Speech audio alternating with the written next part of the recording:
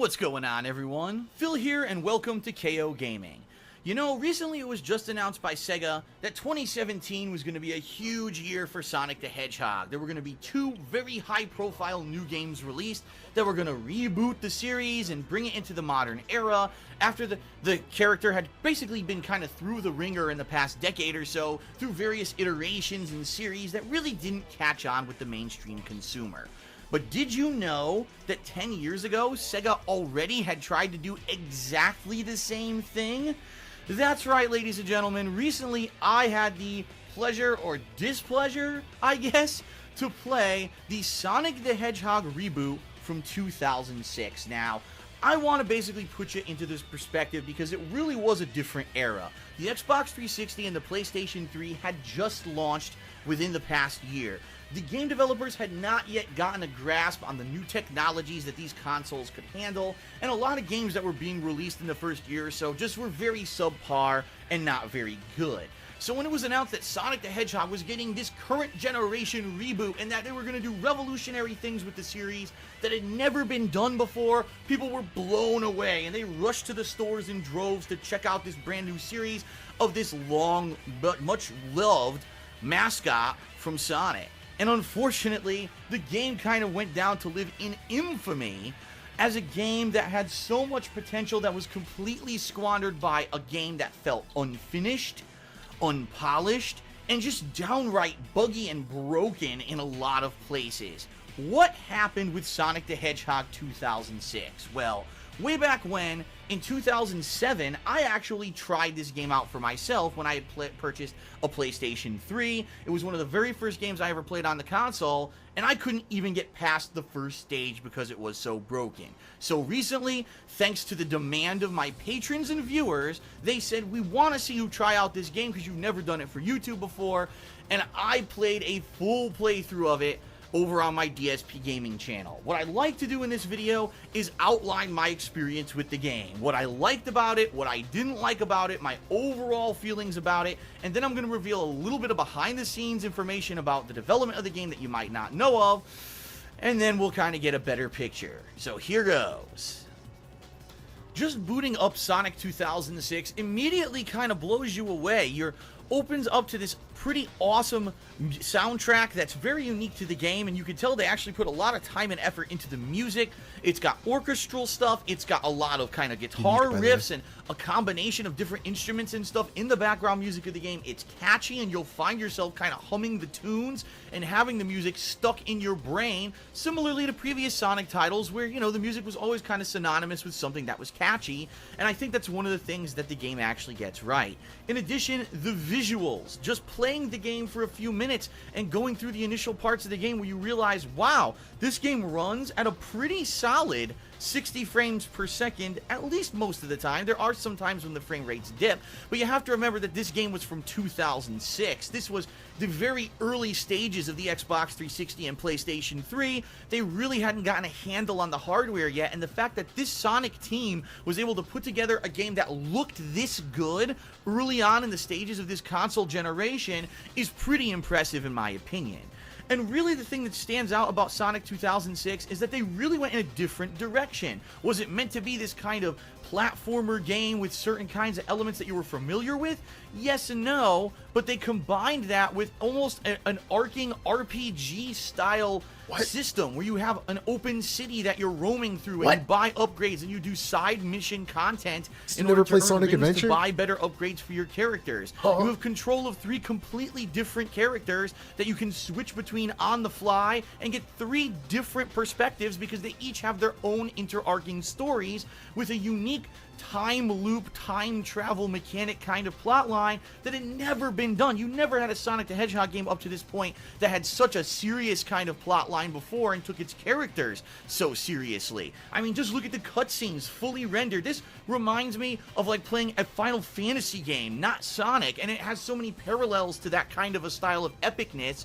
You would think just by starting up the game, fantasy game, not Sonic, and it has so many parallels to that kind of a style of epicness, you would think just by starting up the game that, wow, a lot of time and effort and production value went into this game and it just looks so nicely polished. and then you actually start to play the game. Sadly, it's the primary gameplay mechanics of Sonic 2006 that fall on their own face. It's not that there's not any fun factor, and it's not that there aren't levels and parts of the game that function properly. There absolutely are. I think what they were going for with the game was a very fast-paced, action-based platformer with some puzzle mechanics and a little bit of searching and open-world exploration, which I think they kind of wanted you to do, rather than just kind of rush through the game. And it is unique in the fact that each character has a little bit of difference to them. You know, Sonic is the fast-paced runner who will move through these stages really quickly and can use his homing dash, which he's had for a few games now, to bounce off of certain enemies and move on floating through the air. Shadow has that ability as well, but also has this meter that charges up, and when he uses it, he gets some superpowers that he can use during combat. And then you've got the new character, Silver. That's just such a unique and different thing from Sonic and from Shadow. He does not have any kind of super speed at all. Instead, he has psychic capabilities, which he uses to pick up crates and other objects and throw them at enemies. He can also use his abilities to catch the enemy's ammo, such as missiles, and throw it back at them. Later on, he gets a stun attack, which allows you to then grab the enemies themselves and throw them at each other. And he also has the ability to hover long distances, allowing you to cover gaps and go over ledges and things that basically Sonic and Shadow just don't have the capability of doing. So really, when you're playing the game with Silver, it does actually feel like a completely different game than when you're playing with Sonic and Shadow. And at its core, it seems like it sounds like a good idea. You know, you're running fast, you hit a speed pad, you're going at the speed of sound of Sonic, and you're doing loop-de-loops, and you're dodging left and right, and you're bouncing off of enemies, and all of a sudden you go through this little area where you gotta fight off a few enemies, and then you kind of go around a corner, you collect some items, you find a secret, you hit a checkpoint. It's kind of classic Sonic gameplay, but then there's just certain parts of the game that don't make any sense. Like, for example, whenever any of these characters hits one of the speed pads, good luck actually controlling them, because if you either tap left or right on your thumbstick, your character will careen in that direction, making it almost impossible to control them during any of these situations where maybe you have to dodge something while you're running at that speed. Maybe all of a sudden there's a gap coming up where you have to jump, and it's kind of weird, because if you technically try to control your character during these segments of the game, you're going to die more often than not, and what you're going to realize is, oh, I should just leave my hand off the controller. I'll hit the speed pad and let the character run through this little segment, and then when they're done running, I'll pick it up again and I'll start playing. But then the game later on starts giving you these kind of beginner's traps, where if you're not ready to jump or dodge or do something during that speed session, you're gonna die instantly, and it really becomes a double-edged sword. It's kind of ridiculous. Like, if you want them to move fast, then make a game mechanic that allows you to control your character properly, and they don't do that. Now, to make matters even worse, in a lot of situations in the game, there are these speed pads, but if you hit them, you will die. It's almost like there are these do that. Now, to make matters even worse, in a lot of situations in the game, there are these speed pads, but if you hit them, wow, you will look, die. I was pushing the jump button. Fuck, what did I do? God damn it. Oh my god. Disaster stream. I think it was here. Of me and go around them. Now I can easily oh my god, you can like hear him complaining. Terrible game design. Let's talk some more I wonky pushed the mechanics. jump button. How about that camera that constantly is getting caught while you're trying to rotate it into a position that you can see forward? Oh, we were here, right. And they don't do that. Now, to make matters even worse, in a lot of situations right in the game, here, there are these speed pads, but if you hit them, you will die. I was pushing the button. Like they thought it was a good idea to put that speed boost pad there, but then if you don't use it, you can actually easily survive. Well, if you do use it, you die. So why is the speed pad there to begin with, unless it's some kind of a beginner's trap? It doesn't make any sense, and it just leads to massive frustration when you're on a part of a level and you're trying to figure out, how do I get past this? Oh, if I just ignore the mechanics that are in front of me and go around them, now I can easily beat it. It's just terrible game design. Let's talk some more terrible wonky game mechanics. design. How about that camera that constantly is getting caught while you're trying to rotate it into a position that you can see forward? Instead, it gets stuck on a wall, it gets stuck on a building, it gets stuck on a ledge, leading you to not know what the hell you're supposed to be doing or where you're going, because it just will not rotate properly.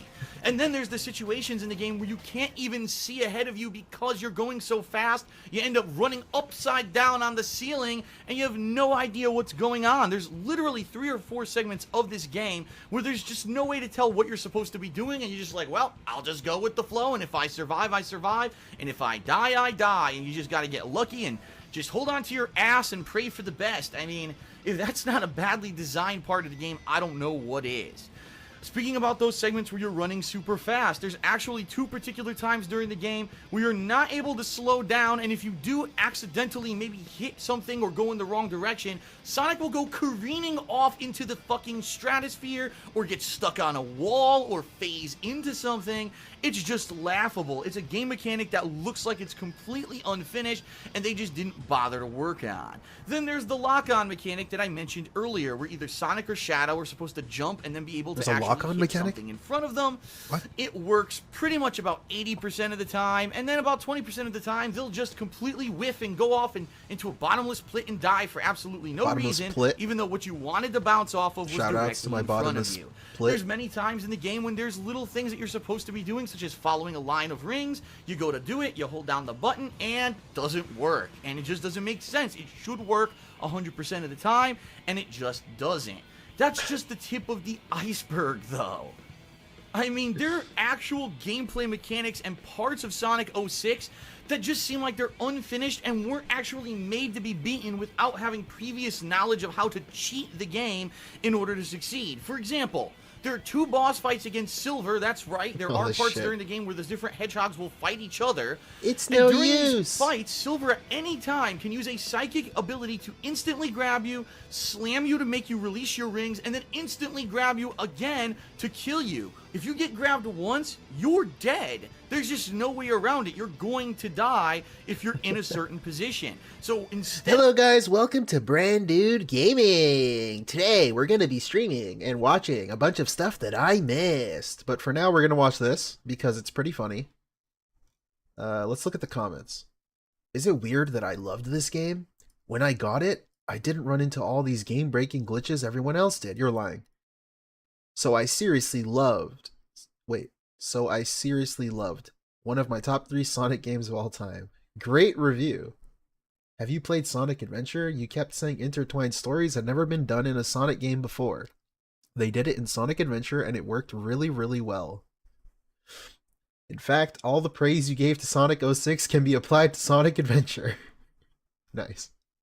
He's a game reviewer. Instead of actually fighting him legitimately, you kind of have to trick him and run away from him and then kind of run back and either bounce off and away from him so that he never gets a chance to psychically grab you or do running slide kicks. And it's obvious this doesn't make sense. You don't fight anything else in the game like this at all. This is made because they basically programmed the boss fights really poorly and didn't know what they were doing. How about some of the stages with Shadow? Now, one of the unique things about Shadow the Hedgehog is that he had his own game. There was a lot of guns and stuff in it, and so they said, how can we translate that into Sonic 06? Oh, I know, we'll put vehicles. You know, we'll have Jeeps that he can drive. He had vehicles in Shadow the Hedgehog that he can fly on. And ultimately, none of it really amounts to anything. The hand glider stages are just complete filler. It's almost impossible to die during these stages as long as you're just flying around things that are coming at you. And really, you don't ever have to fire your gun. You could just kind of go on rails. Some of them, you don't even have to touch the thumbstick. You just survive by default. And then there's the stages with the Jeep. There's one where the Jeep is actually necessary because you need it to drive around and destroy these giant lights that are kind of shining down these watchtowers in order to proceed. But then there's a stage called Crisis City, where the city is falling apart, and you've already played the stage with Sonic, so you know that this Jeep is not necessary in order to beat the stage. If you get in that Jeep and drive, you die. There's actually no way to complete the stage by using the vehicle. They put it there and probably intended to design a way in the stage to actually use the vehicle, but you can't. If you get in that vehicle, you cannot make the jumps and you cannot actually progress throughout the stage. It's actually a beginner's trap that's going to lead to a cheap death when you drive off. Maybe you use it to kill the enemies, dude. Then you realize after a few tries, damn, I wonder if I don't use that vehicle, what happens? And then you easily beat the stage. It's just ridiculous. The game screams unfinished and incomplete. How the hell did this get through testing? It was rushed. And then there's the fact that the pacing of the game is absolutely everywhere and all over the place. Some stages, if you just kind of beat them easily, you know, walking through them, you can beat them within 2 to 3 minutes. Then there are other stages that seem like insane difficulty gauntlets with so many enemies coming at you and just so much challenge. First you have to fight a ton of enemies, then you have to do a bunch of crazy difficult platforming with a lot of instant death traps. Then once you get past that, you have to go through a super speed running portion of the stage. Oh, by the way, if you run out of lives during any portion of this stage, you have to start from the very beginning. Oh my god! And some of these stages actually can be upwards of 25 minutes. His little baby whine voice is so annoying. What the fuck? Longer. So there's such a dichotomy between a stage you can beat on your first shot running through it within a couple minutes and another stage that's made so incredibly long it doesn't make sense, and it makes the game feel more disjointed and not really connected. In addition, there's the fact that each character has to basically play the same stage. Even though there's 3 completely separate characters in the game with Sonic, Shadow, and Silver, they all end up going through the same exact stages with little twists. For example, you're going through a temple, and for one character, the temple might just simply be a boss fight and nothing else, but for another character, that temple has these ridiculously difficult ball puzzles where you have to roll balls down really long hallways and get them into holes to get doors to open. But then when you play that game with another character, it's completely different again. One different take, enemies, Phil? different things, and so the same exact Wait, that's a bad environments thing? are reused 3 times throughout the game. And it's kind of ridiculous because ultimately there's only around 7 different stages, leading to basically you seeing the same stuff over and over with slightly different twists. So the first time you play these stages, you're like, wow, this is new and different. But by the 3rd time you're playing the stage, even though playing with Silver versus playing with Sonic and Shadow is very different, you're still like, I've been here, I've done that, I've seen this, and it ends up making you feel like you're wasting your time. I guess you never played Sonic Heroes, where the levels are literally the same. Different.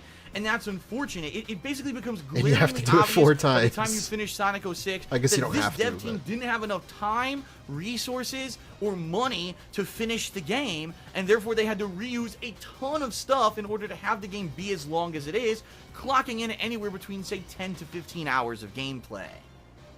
Now, I just went through a lot of negative stuff about Sonic 2006, but I just want you to understand, I actually don't hate this game as much as a lot of other people. In fact, I'm happy that I played the contrarian. The reason being, because there's actually a lot of cool stuff in the game that I thought, wow, this could have panned out to be an outstanding game that would have been an amazing reboot to the Sonic the Hedgehog series if only all of these negative things didn't exist. For example, the fact that this You're telling me it could have been good if the game was good? Whoa! It has a long, that's a hot take. Intertwined narrative story between 3 completely different characters with time travel and time manipulation mechanics that you can see from 3 different perspectives. It's never been done in a Sonic game before. It was something completely different that I would expect, again, from like an RPG like Final Fantasy. And Shadow of the Hedgehog. The fact that there is an open world to explore. Shadow of the Hedgehog, didn't that have time travel? Rails like a lot of Sonic games. In this one, there's a lot to do. There's a lot of hidden secrets. There's a lot of... I was going to say Shadow of the Colossus. And kind of this being a unique in an organic world rather than just a 2D go from point A to point B stage. I like that feeling. The fact that each character actually has unique bosses that they fight. And yes, some of these bosses are reused, and some characters have to fight them, you know, the same boss more than once. For example, Sonic and Shadow have to fight some of the same bosses, etc. But it does need to be said that the fact that each character does kind of have its own final end boss that's completely different from the others is really neat. And actually going through the story of this game and saying, wow, this character interacted with this boss, but then this character interacted with this other big villain. There really are 3 big villains in this game, and that's pretty cool for a Sonic game. Oh, I guess... The music, I love the soundtrack of this game. I mean, I don't know how anyone could Is this really a retrospective? Or the final boss fight of Sonic 2006 and not rock out to the tunes. It's awesome. A rock music soundtrack with orchestral elements, and it really makes you feel epic. And it's a shame because it's like, man, if this was put in another game that didn't have all this unfinished stuff and these bugs, the game would have felt like such an amazing achievement and this overwhelming feeling of, yeah, at the end when you're fighting this giant boss and this music is dun dun dun. But then you realize, yeah, at the end when you're fighting this giant boss and this music is dun dun dun. But then you realize all the suffering you have to go through to get to it, and it's just such a waste. I mean, it's just such a dichotomy. The great graphics, the intuitive stuff that they do with this kind of RPG town, the upgrades that you can buy, side content, 3 stories, so many positives, but then just weighed down by the overwhelming amount of negative crap. And you really have to ask yourself after playing this game, what the hell happened here? Well, keep in mind, it is 10 years later, and a lot of what I'm about to reveal to you is speculation, was never officially confirmed by inside sources at Sega or anything like that. But rumor has it that this game was being rushed for a holiday release. And when it went to the game testers to try out the game and see if this game was fit for sale, they overwhelmingly came back and told management, no, it's not. It's broken. It's messy. It feels like there's parts that were tacked on. It really needs to be made better and more polished. And then the management team fired the game testers, completely ignoring their feedback and saying, well, screw you. We care more about our year-end profits and rushing a game out for holiday sales than actually making a good or functional game that gamers deserve for putting down their hard-earned money. Now, here's the thing. This happens all the time. Games get rushed out before they're ready. The difference here is that Sonic the Hedgehog's reboot came out in 2006. So once the game was released, that was it. There was no chance for them to do patch after patch. You know, if this game were released in 2016 and didn't they literally do updates? I remember they released fucking DLC for this game. What? What's he talking about? Modern era, on day one, there would have been a 5 GB patch that would have fixed the frame rate issue, fixed the lock-on, removed the speed pads that run you to your death, and certain things, you know, would have been fixed at launch, undoubtedly, because that seems how a lot of games work in this day and age. The games are released to retail unfinished, and you have to get this giant day one patch for it to work. And then in some cases, it even takes a week or two, and then there's even more additional things that are expanding or whatever to make it better in the long run. We feel like more like game testers than actual consumers in a lot of cases, and it could take weeks for a game that you buy at retail today to actually be the finished version that feels like a functional game. But Sonic the Hedgehog from 2006 didn't have that luxury. What was out there was out there. They couldn't fix it, and what do you therefore, mean? What does he mean by that? Actually, fucking turd. I don't know. Apparently, they couldn't patch a game on the Xbox 360. I sympathize with the people who worked at Sega at the time, who worked on this game. Can you imagine? No, you don't. You don't sympathize. Or the graphical engine, and all of a sudden you find out that this game is going to have incomplete gameplay rushed out for the sake of making numbers for the year end so that the executives could look good on paper and make their big ass fucking bonuses rather than putting out a quality product that people are going to want to review properly and say it's great, and a game that people feel like they got their money's worth. I mean, I feel so bad for the Team Sega employees who were put through that. And the bottom line is, since Sonic the Hedgehog in 2006, there hasn't been another Sonic game on this scale. Yeah, there have been games that have attempted some unique and different things, but nothing on the scale of what Sonic the Hedgehog's reboot attempted.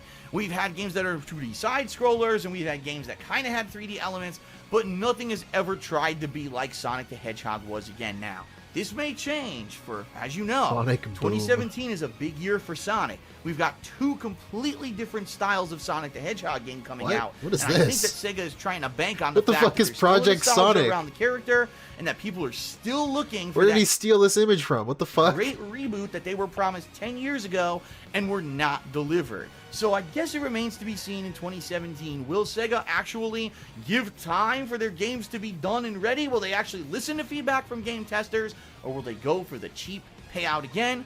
I guess it remains to be seen. Thanks for watching, everyone, and I hope you enjoyed my retrospective. Alright, please check out his Patreon with a link in the description, and his discount code LOOTCRATE. What a great review. Wait, it's not even a review. It's a retrospective. My takeaways from the video are that he doesn't hate it as much as other people, and there's a rumor that people were laid off. The QA testers. That's my takeaway. That's the only information that I retained. I kind of zoned out, I guess. Damn it. Hello, I'm back. Yeah, OBS just disconnected for some reason. Big ups to Windows. My favorite channel, DSP Throwback, where I get my favorite game reviews. So yeah, let's move on. Let's go to, welcome to the stream, guys. We're gonna watch, I have 10 videos queued up, and we're gonna be watching them. So the first one is DSP rages at chat for talking about him getting view-botted. So this is from 2 weeks ago. I know, I'm late. But I thought it'd be fun to catch up. It's his day off, after all. He's probably watching this right now, talking crap about me. And then, so let's get to it. Let's go. and on Monday, Short video. By the way, I'm just gonna start banning people now who refuse to listen to me. All right, I'm gonna say it one time. Stop talking about troll activities. I'm done with it. I don't want anyone talking about it and mentioning Oh, it. right. So 2 weeks ago, in case you forgot or you're new here, he was getting view botted. He got like 25,000 views and 13,000 views. Now he has 4,000 views. And people were mentioning it, and apparently you're not allowed to mention it. So, yeah, let's get back. I'm done with it. I don't want anyone talking about it and mentioning it. You're an idiot if you do. You're an idiot. Because you're giving them the attention they want. If you don't shut the fuck up about trolling, you're part of the problem. So if I see anyone bringing up the trolling, you are going to be banned like everybody else. I've already talked about it 3 days in a row now, and people still won't stop. Like you can't control yourself. Like you're like a 5-year-old with an impulse. I can't stop talking about this thing going on over here. Fuck that thing going on over there. It's an idiot with his pants down, trying to moon you in the middle of the street, and you keep talking about him. Fuck that idiot. What? Let that guy dance in the street with his pants down. No one cares. All right? Stop with this nonsense, because I'm trying to maintain a fucking semblance of normalcy. Trolls will be trolls. There's nothing you can do about it. Shut up about it. When you talk about it, you give them exactly what they want. I thought this was always weird when he was doing this 2 weeks ago. It was like, oh, it's a troll account doing this to me. Which I guess maybe, but like, why would a troll do it other than maybe they hope you get in trouble from YouTube? Like YouTube will see you get you have view bots and they'll ban you? I don't know, but I don't see why he's trying to spin it this way. Like, who would fall for that? Who would fall that a troll is paying for view bots? I don't know. I always thought that was weird. Let the guy flagellate himself in the middle of the street. Flagellate? Now, since so many people keep mentioning it, I already talked about it last night in my daily wrap, but I'm just going to say it again. Yes, it's obvious that troll activities, they're trying to view bot this channel, which is stupid. It doesn't affect the channel. Okay, I'm just going to say that it doesn't. The views don't count. When you see a view bot come onto a channel like this, it doesn't count. It actually doesn't count as a legit view. YouTube doesn't count it for a view or for anything like ad revenue or anything like that at all. It's completely, it's you know, held apart from that, I guess you could say. I don't even know how to say it, you know? So they've been doing it for days because they want your attention. That's literally the only reason. What? You're giving it to them right now. In any negative way. They've done this before. They were doing this for weeks a couple years ago, and nothing happens. So all you got to do is relax and sit back and stop mentioning it. These idiots want to blow their money on nonsense. It's not me doing it. I condemn it. I don't support the practice. It doesn't benefit me or my channel in any way, shape, or form. It doesn't bring anyone new to the channel. It doesn't help me in anything. It's just a waste of time, okay? Yeah, Ripsy. It's just an idiot, literally an idiot, blowing money on it. So just ignore it. All right, I literally do not look at view count on my streams. Okay, I don't. So since that's happening, all right. What? Hold on. What did he say? Did he just say he doesn't look at view count? Okay, I don't. Hold on. All right, I literally do not look at view count. Okay, yeah, sure you don't, buddy. Moderated, because that's why you check the data so much on my streams. It says it right there. Don't bring up detractors. Don't bring up detractor content. This is considered a detractor action. This is considered trolling. Just ignore it. If you keep bringing it up, you're giving them exactly what they want. Attention. Don't give them attention. Dude. And it's going to go away. All right, Chris Chan. Thank you. Thank you for not acknowledging. Thank you for telling me that you're not going to acknowledge the thing you're acknowledging. Sweet. Okay, next. DSP doesn't do anything to get the hate he does. Why would YouTubers mention him? Next video. Let's go. So I got a ginormous $5 tip. It's like a ginormous paragraph. No, thanks for the money, bitch. Let me first play the animation, get it on the leaderboard, and then I'm going to read it. It's a huge paragraph here. You got to pay more if you want to do 2 paragraphs, dude. So, from Baldur Startled Shoulder, whatever the hell that means. That's the guy's name, I guess. What? He says, a bit of a rant here. Hear me out. I don't understand your haters. Now, by the way, he's going to reiterate a lot of the negative things my haters say about me. I'm not going to repeat that because that just gives them attention, but I'm going to basically summarize what he's saying. He said, I don't understand your haters, all the stuff they say about you. I'll go through what I know. I'm not going to read it because you guys already know the bullshit. Oh, yeah, Renee. I'm not going to reiterate guys, don't watch me. And give them a venue here for it, okay? What? So, he says, at the end of the day, if you admitted to all the bad stuff people say about you and said it was all true, I wouldn't care. If you told me it's all a lie, I still don't care. I watch you because I think you're funny on camera. Your gameplay's funny. What you do behind the scenes, I just don't care. Them trying so hard to harm you by accusing you of all of this stuff, even if it's true or not. Nobody gives a shit who actually likes you. Okay. If aliens literally invaded Earth tomorrow, what? And it's all over, Yo. the news people would forget about in a month and go on with their lives. So I don't get why it matters so much to them what you do and don't do. Dude, he's literally brought up an alien response thing to something like this. He's like, I could save the world from aliens. And people would still say, well, you know, I didn't tie my shoe properly. He said that before. He wrote, this is like a self-message. What the fuck? Absolutely, positively correct. Can I be Thanks, honest with OIC. you? That is exactly what Mike Klum said to me. What? When we were working Really? on the documentary. He said, I think the most fascinating part about your story is that He said if aliens invaded, nobody would care? Did Mike Klum say that? you haven't done anything at all that would warrant the amount of hate you get on the internet. It doesn't make any sense. That is so fucking bullshit, man. This dude did not say that. I refuse to believe that. Are you fucking kidding me? That would warrant the amount of hate you get on the internet. It doesn't make any sense. That's so dumb. Like- because it literally makes sense. Literally. It fucking makes sense why this dude has haters and hate watchers. He's just a piece of shit. It's that simple. That's all it is. He's a negative, toxic asshole to everybody around him, and he burns every bridge. It's that simple, dude. He deserves everything he gets. It's all because of himself. The amount of haters you have, the amount of people covering your content and restreaming you and making videos negatively about you every day, none of it makes sense because you're not anything that would warrant that level of attention. So one of the big fascinating parts about a documentary about me would be covering why so many people care about me, right? I literally am doing a stream that gets a few hundred viewers a day. That's an interesting way to word it too. Why so many people care about me. Why does he word it that way? It's like to make himself feel better, I guess? Because I wouldn't say I care about DSP. It's kind of just I like to laugh at DSP. Or laugh about him and things that he does. But like I don't really care one way or the other what happens. If he gets money, I'm not angry. I'm just like, okay, he got money. And if he doesn't get it, then I can laugh. I don't know. Why does he... Interesting wording there. I do videos that get a few hundred viewers Dude, VLX, thank you for staying a member, dude. a Appreciate day, right? it. Happy Dragon's Dogma 2 Day, by the way, VLX. I'm very excited. Obviously. Do I make a living doing this? Yes, I do, and I'm very happy that I do. But I am small potatoes, right? I don't have a real giant mainstream audience for my shit at all. So why does anyone give two shits about what I say? Right now, if I insulted Keemstar on this stream, why would he go on his social media and make a video to clap back at me? What? If I insult someone, why would they insult me back? What? Are you serious? Is that a real question? What?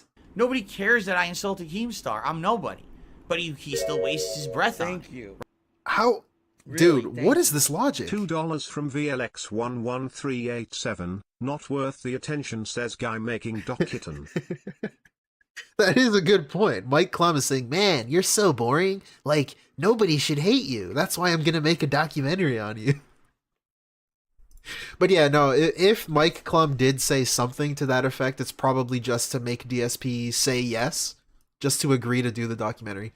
But I don't even believe he said any of that because it doesn't make any sense.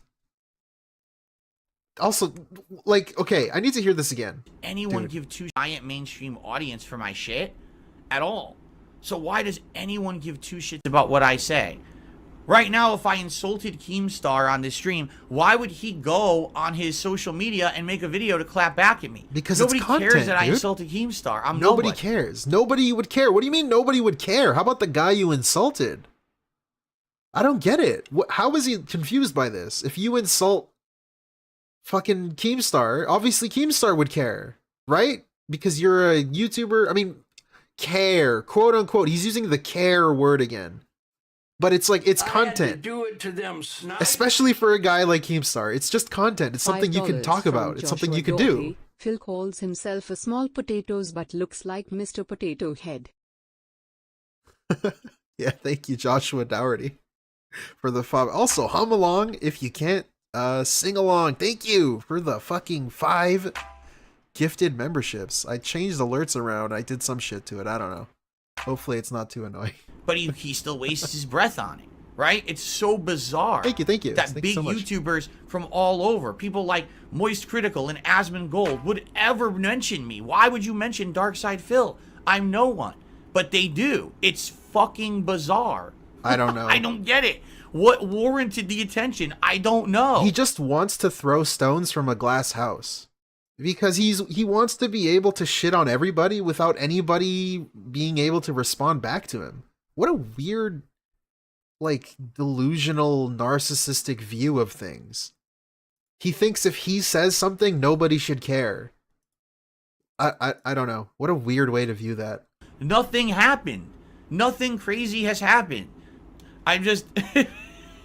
I'm lost. I'm just as lost as you. I don't understand it.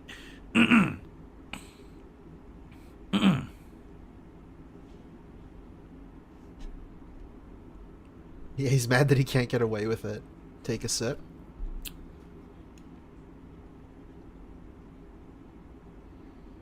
Hello? See, that I agree with. Yak Almighty says they don't hate you because of what you've done. They hate you because it's fun for them. They have a community built around it. What? Like, I don't understand. He's able to take his... like, why would he believe this chat post and not believe other ones and ban certain ones? He just chooses to believe whatever he wants the narrative to be. He fabricates a story in his head and he'll just agree if you agree with his scenario in his head. I don't know. Dude, I hate you for the things you've done. If you ask me, you've done a lot of shitty, bad things and you treat people terribly. And, yeah, you're a piece of shit. And I hate you because it's funny. But okay. Next video. DSP doesn't have financial problems. Real jobs are an illusion of stability. Okay. Interesting. Let's get into this. Hadley says, given your financial problems all the time, do you wish you could have done something different? This is from 8 days ago, in case you're wondering. March 12th. We're currently March 21st. Tied streaming.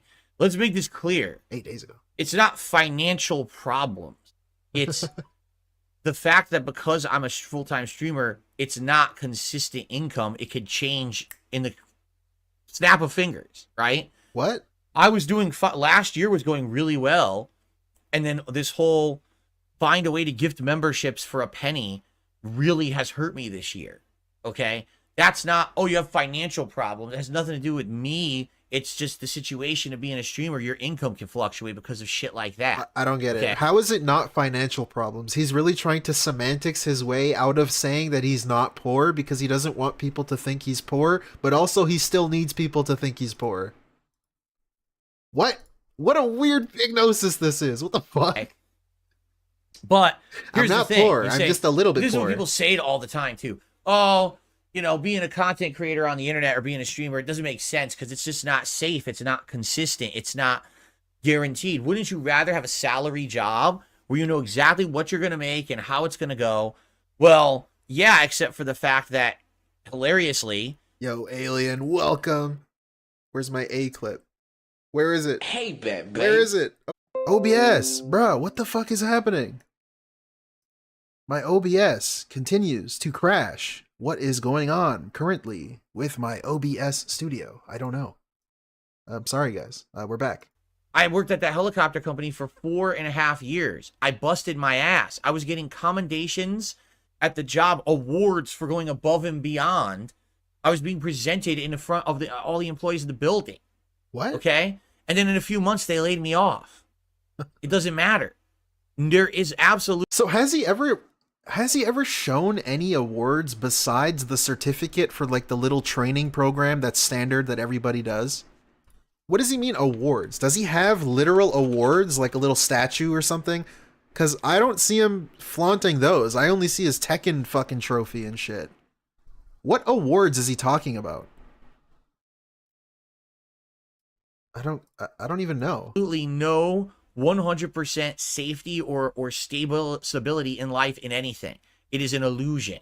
All right. Illusion. Are there some jobs where it could be considered more stable? Yes. The award was but a there is pink slip. absolutely no guaranteed stability at all. Because all I know is that he has that certificate, but it's like a basic training program thing that like most employees moving their way up go through. ACE certification or whatever. It's like a basic thing. But he's saying he has awards that he received in front of the company. What the fuck is he talking about? I'm not aware of any awards that this guy has from his job. I would argue the only way that you can be stable in that regard is to end up becoming filthy rich. Because once you reach a certain level of wealth, it doesn't matter what you do for the rest of your life, you're set. And a lot of people, you know, look at people up in upper positions and see that that's what I want to be. But you have to understand that's you're never going to attain that by hard work. You're just not. What? That's not how life works, right? For all of us here in the middle or lower, we're at a level where this is where we're going to be for the rest of our lives. We just have to accept it. What? All right? And you just do the best with what you do, whether that is a construction worker. What? That's awesome. What a true American. Yeah, just accept where you are in life and don't even bother trying because you're not going to get anywhere. What the fuck? That's the lolcow right there. That explains why he's a lolcow. The loser mentality. What the hell is that? Just accept your situation and don't never try to go beyond anything. Don't strive for success. Don't put yourself out there. Don't try to be a better person. Yeah, just accept who you are and like just move on. Forget about everything. Just be mean to everybody. It's not worth it. His job busting his ass to build a building, whether it's a banker who sits there as a teller pumping out money and cash and checks, whether it's someone who does an internet-based programming job, whether it's a content creator like me pumping out videos, streams, and playing games, whatever it is. You know, it's that grind and it's that business and it's that work, but there's no stability in any of it. At any moment, you could lose your job, and there's nothing you can do whatsoever. This is so dumb. You know what I'm saying? I've said this many times before, but this is the loser's mentality. This is what like separates the lol cows from the humans. This is what makes them a cow. Oh, if I go outside today, you know, I could like potentially die. So like, why the fuck would I go outside? It's that. It's literally that. Oh, if I get a job, I could be fired at any time. Therefore, I am not going to try to get a job. What a stupid fucking logic that is. Fucking lolcow. If I had known that I was going to have financial instability in this job, would I have done another job? Probably not. Why? Because there's a difference between loving what you do and having instability versus literally doing a job just for a paycheck and still having the same instability. You see? When I worked at the helicopter company, at first I liked what I did, and then they overworked me, underpaid me, and didn't appreciate me, and then laid me off. So was it really worth the 4.5 years of stress? No, it wasn't. That was 4.5 wasted years of my life that they squandered because they misused me as an employee. How was that a wasted? That's what? Okay, hold on. First of all, you could have put that on your resume. You could have taken that position if you were apparently so well loved. You would have had a good reference, I assume, right? They would have been a good reference for you. You could have used that to get a position at another place. Plus, you were just a customer service guy. Like, bro, come on, relax. You weren't fucking building helicopters. Like, you were just in customer service because your dad got you in customer service, brother. What the fuck? Now that I get to operate my own business, this is much better. This is, like I said, this is absolutely the best This is job. insane. The absolute best job that I've done in my, in so long. So, no, I wouldn't change that. Even knowing the financial instabilities I've had, I still think this is the best job I've ever done. It's the best because he doesn't have to do much. And money is more.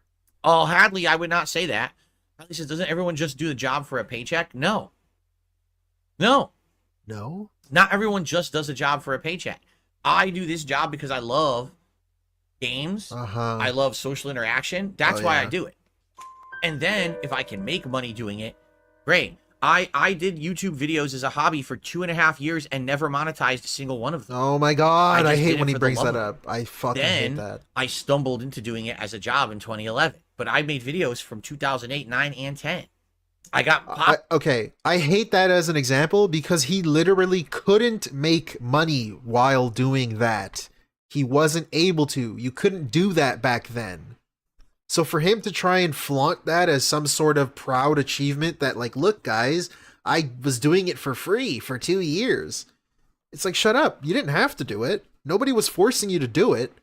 You had no other option. You were just doing it because you wanted to. But it's not like some proud achievement that you weren't making money. It's just you couldn't. If you could, guys, my point is, if he could make money doing it, he would have. So there is no point of like proudly wearing that on your fucking chest. So I don't get that. I hate that fucking 2-year thing. Popular in 2010 before I made $1 on a video. There you go. Tiak says, yeah, not if you love what you do. People who hate their jobs just can't relate. And you know what? That's not me talking down to anyone who doesn't like their job. I have 1,000,000% been there in my life. Bro. Where I've had jobs that I just did them for the money because you have to. You have to get by. You have to provide for yourself. You have to provide for your family. You have to do what's right, right? So even if you go to work every day and you trudge it out, you know what? You deserve massive props and respect. What? If you bust your ass for a job you don't care for because you want to provide for yourself and those around you, you get kudos and respect from me. You get kudos, but I get your money. You still have to come home, go home, and then give me your money. That's like how? The gall, the fucking audacity of this bitch right here. What is wrong with you? This is where he's an alien. He doesn't give a shit. This is his narcissism. Like he's not capable of empathizing with anybody because we know he doesn't care. He really doesn't give a shit about anybody. He can't sympathize. He's just saying this for brownie points. He's saying this to look good. That's how fake this asshole is. Because he's saying this now, and then like in 10 minutes from now, he'll be begging for money. And saying how times are tough, and how I can't afford DoorDash on my day off. Like, what the fuck? What a fake asshole, man. Because that's a hard thing to fucking do. To push yourself through something you just don't like, because you know you have to do it. You're basically living up to your responsibility, and that's a good thing. That's discipline, right? That's a very good thing in modern society to have that level of discipline. Okay. Yeah, tell me what a good thing in modern society is. Excuse me. You lolcow bitch. And then you got an idiot like Raven who says, here's a quote from Phil, if I wasn't getting paid, I wouldn't be playing this game. Yep. You're right, I'd be playing other games that I like more. What? So what's your point? Dingus. What do you mean, You what's have his none. point? Good You job. only... What? I'm trying to nitpick a statement out of context and make me look bad What? when it doesn't apply to the situation. How- You're just an idiot. how is Congrats it on out of- publicly embarrassing. Okay, hold on. I know I'm freaking out. Hold on. I'll let You him have cook. none. Good job trying to nitpick a statement out of context and make me look bad when it doesn't apply to the situation. You're just an idiot. Congrats on publicly embarrassing yourself on my stream. Dude. What?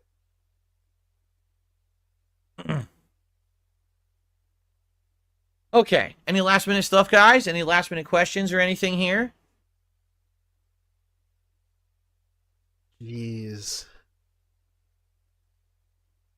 Respect to you. What if that guy's a hard worker? No, what see, if I'm that not guy? banning him. What if that guy you just yelled at works 9 to 5? I thought he deserves your kudos and your respect. That doesn't seem very respectful to me, brother. What the fuck was that? That's very non-respectful of Because you. I would like to see him say something else and embarrass himself further. Why ban him? Let's let the clown show continue. Oh my god. He just insulted a 9 to 5 worker who gives him money. Okay.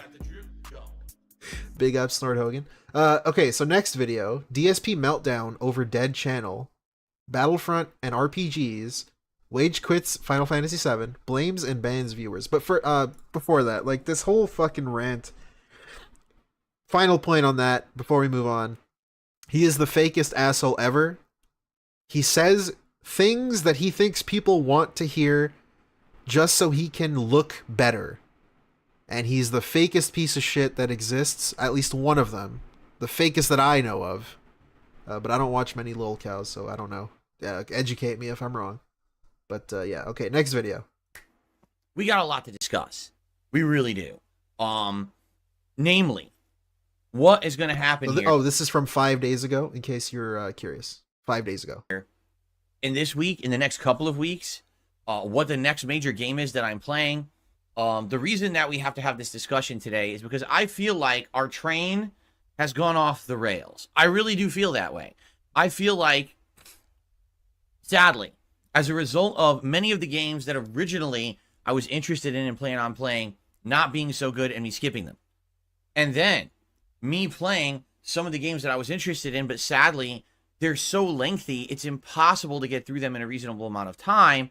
We've been stuck in this endless Groundhog Day feeling of every day.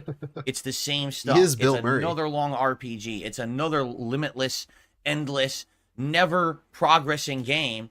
And because of that, I feel like the variety has kind of stagnated here on the channel. This channel has stagnated. Views are down. Engagement is down. Okay, so before he says it, because I know he's going to say RPG, dude, there are so many games that exist that come out every day. He has a mini PC. He has a console. There's a ton of indie games that he could play that aren't RPGs. He can play everything. I don't even have to explain it. You guys already know. But it's really annoying when he tries to bring a genre of game is the reason why my channel is failing. Because it's so dumb to say that. Because what about other streamers that also play the same games that you are playing right now? Why aren't they failing? Why aren't they begging? Why aren't they complaining to their viewers about views? I don't know. It's so annoying. And then Battlefront didn't do well either. That's not an RPG. Why didn't that do well? I don't know. Whatever. Contributions are down. Everything is down. Okay? Aww. And I can't just have that continue. The thing is, it's not like this is going to last forever, because we're in a situation where there are some exciting, interesting games coming out, not only in the next few weeks, but in the next few months. You know, looking long-term at stuff, you know, the Elden Ring DLC, you know, is going to get people excited to see me play that, among many other things coming out by the summer. But we're in March, okay? And the situation that I find myself in, and all of us find ourselves in on this channel every day, What? is, Us? okay, it's time for stream number 37 of the same game that I've been playing for 7 months. Okay, that's an exaggeration, but, you know, it's going to be samey, same kind of stuff again. Same crowd will be here, which is fine. But at one point, will there be new exciting stuff going on? Oh, there's a new game coming out. Oh, guess what? Reports say it's terrible. Well, I'm not going to play it then. And then we wait. Why not? And I continue on. Like, honestly, he should be playing every bad game. I still think when he didn't play Fallout 76, that was a big mistake. Like, why wouldn't you? The game's terrible, right? People want to see how bad the game is. It'll get you some extra views. I don't know why he doesn't play bad games. I think people are curious and they don't want to buy it themselves when they see the game is bad. So they're going to watch other people play it. I don't know why he wouldn't play bad games. Endless long games. And then the next game that comes out is another Plus, they endless could be long funny, RPG, too. I don't right? know. Whatever. And then I skip RPGs because I'm playing too many RPGs, and people complain that I skipped the RPGs, even though the RPGs that I'm playing, people are saying are too long and boring. So right now he's saying he doesn't have enough time because he takes too long to beat RPGs, but he refuses to shorten the podcast, quote unquote, biggest parentheses ever. He refuses to shorten it because I don't know, because he thinks he gets the most money, but it's like all the money he gets happens right away, and then he doesn't get any money for the rest of it. So just shorten it, and then you have more time to play games. If that's really a problem, then why don't you solve it? Whatever. It's kind of like this endless cycle at this point. All right? Endless cycle. Today was supposed to be a big opportunity for variety here on DSP Gaming. Why? Because yesterday the Star Wars Battlefront Classic Collection released. And this is a collection of 2 games from the 2000s that are well-regarded, well-respected, games that everyone absolutely loves.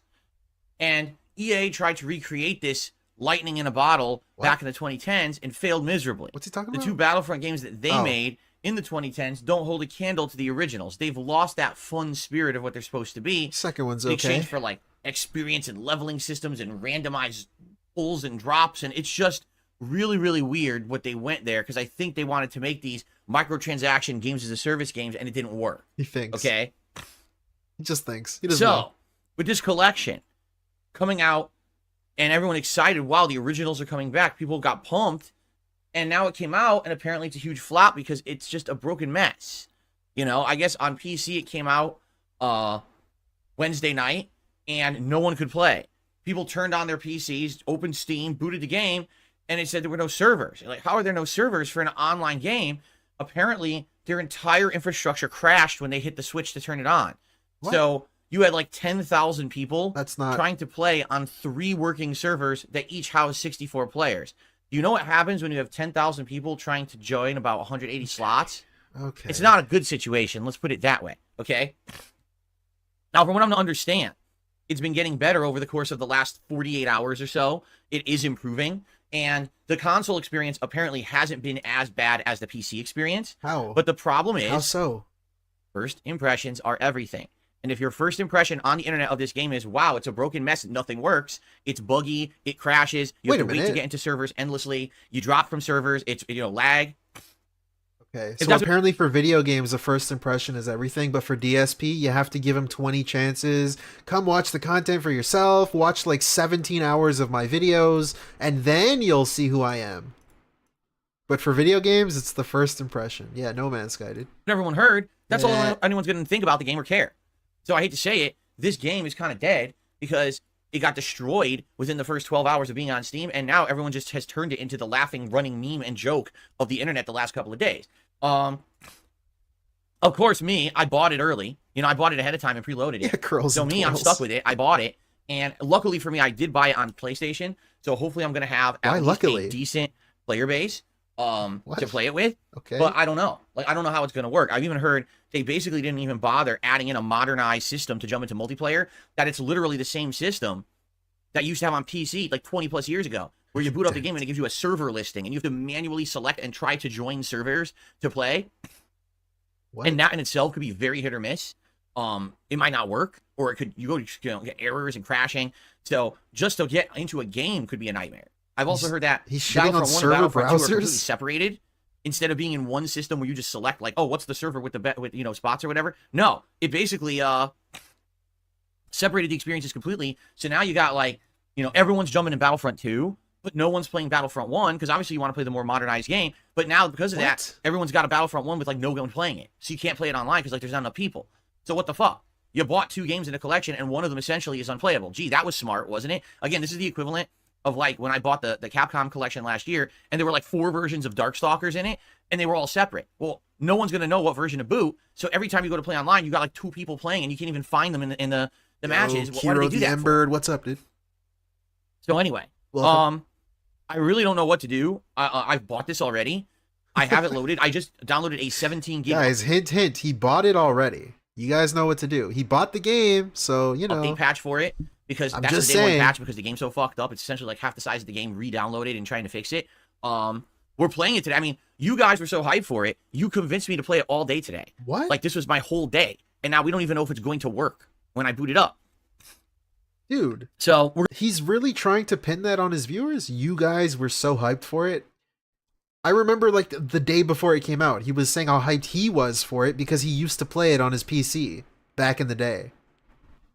What the fuck you mean you guys were so hyped for it? we're gonna What? try. Like I'm not going to say, oh well, let's just throw it away and not play it. We're gonna try, but if it doesn't work, I don't even know what we got. We're gonna call an audible, right? We have to do something else, and I don't like doing that because calling an audible means that half the people who would have been there for whatever I'm doing in place of what originally we were gonna do, they're not there. Like for example, let's say we boot this up and within an hour I give up. I can't play it. It's unplayable. All right, fuck it. Let's just go play Baldur's Gate, right? Well, guess what? Most of the people who are here for Baldur's Gate are not going to be here today because they didn't know that I was playing Baldur's Gate. So now you got a different crowd, a crowd that What? wasn't ready for Baldur's Oh Gate. my God. Probably not the same engaging, supportive crowd as usual, and people are upset because now, oh, I missed on Baldur's Gate. I didn't know you were playing it today. Yeah, well, I didn't either, right? And so that's a problem. So I guess we have to see what happens. Okay, I hope it works. I want to play this game. That was the whole point. Is that I wanted to play something different, to bring something completely so different from everything else we're doing with these RPGs. So we have variety, so it's fun, and I think this would be a fun thing to play and to watch. It's an exciting game. It really is. Okay. But if it doesn't work, it doesn't work. What can I do? Right? I guess we'll find out.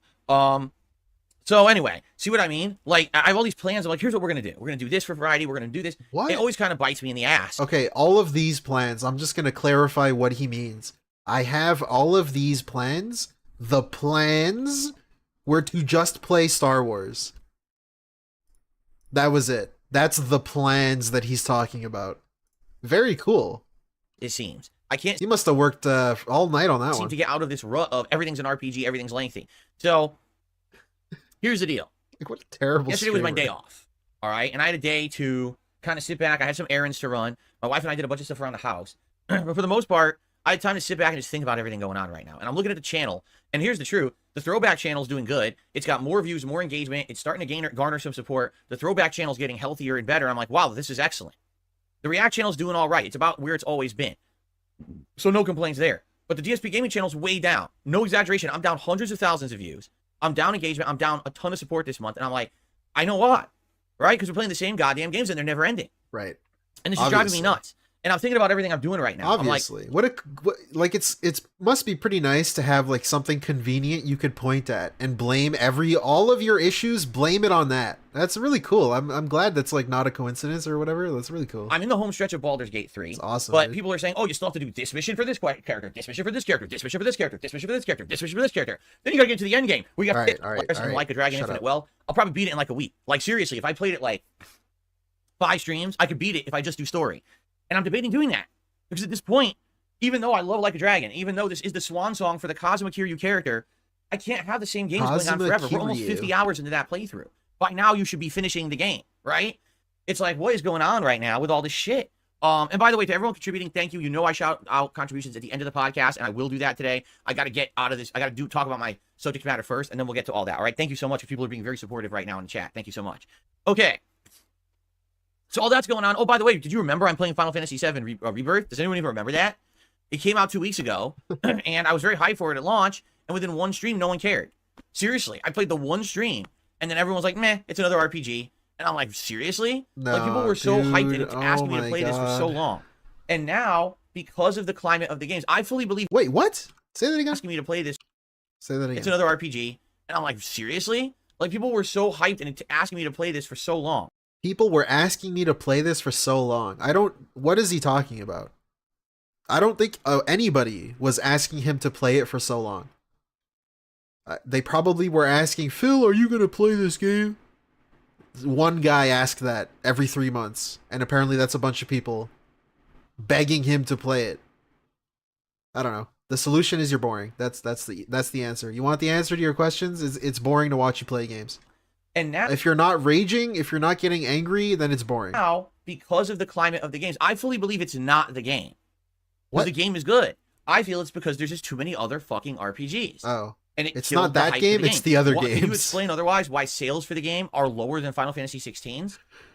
But people loved Remake, but everyone was hyped and anticipated for this game, right? I mean, everywhere, games media, the freaking social media, everyone. So why are the sales down? Because it's called being tired. It's What? called stagnation. It's called oversaturating the market. What? It's too much of the same in a short period of time. Even people who love these games are like, it's too much. It's too much Big ups RPG. to the goat. Okay? All right. RP Jesus out here So- spreading his word, his gospel. What are we going to do? I'm going to tell you what we're going to do. All right? I've had enough. You got to kill him. I've reached my limit. Really, I have. At this point, Oh no. it's like a question of, are these games Don't come playing to school me tomorrow. or am I playing the games? What? Question of, are these games playing me or am I playing the games? And I've really, really reached my wit's end. All right? Starting today, I'm Uh-oh. grabbing the bull by the horn. Guys, I'm grabbing the ogre by his giant swollen ball sack, and I'm going to speed bag it like Rocky. All right? This is it. Now, it's serious fucking business. Because I'm not playing these same fucking games another 2 months. I'm not going to be caught up in endless fucking playthroughs. I want to play a variety of games. I want to play what I want to play. Really, the straw that broke the camel's back for me, excuse me. Yesterday, I'm off from work.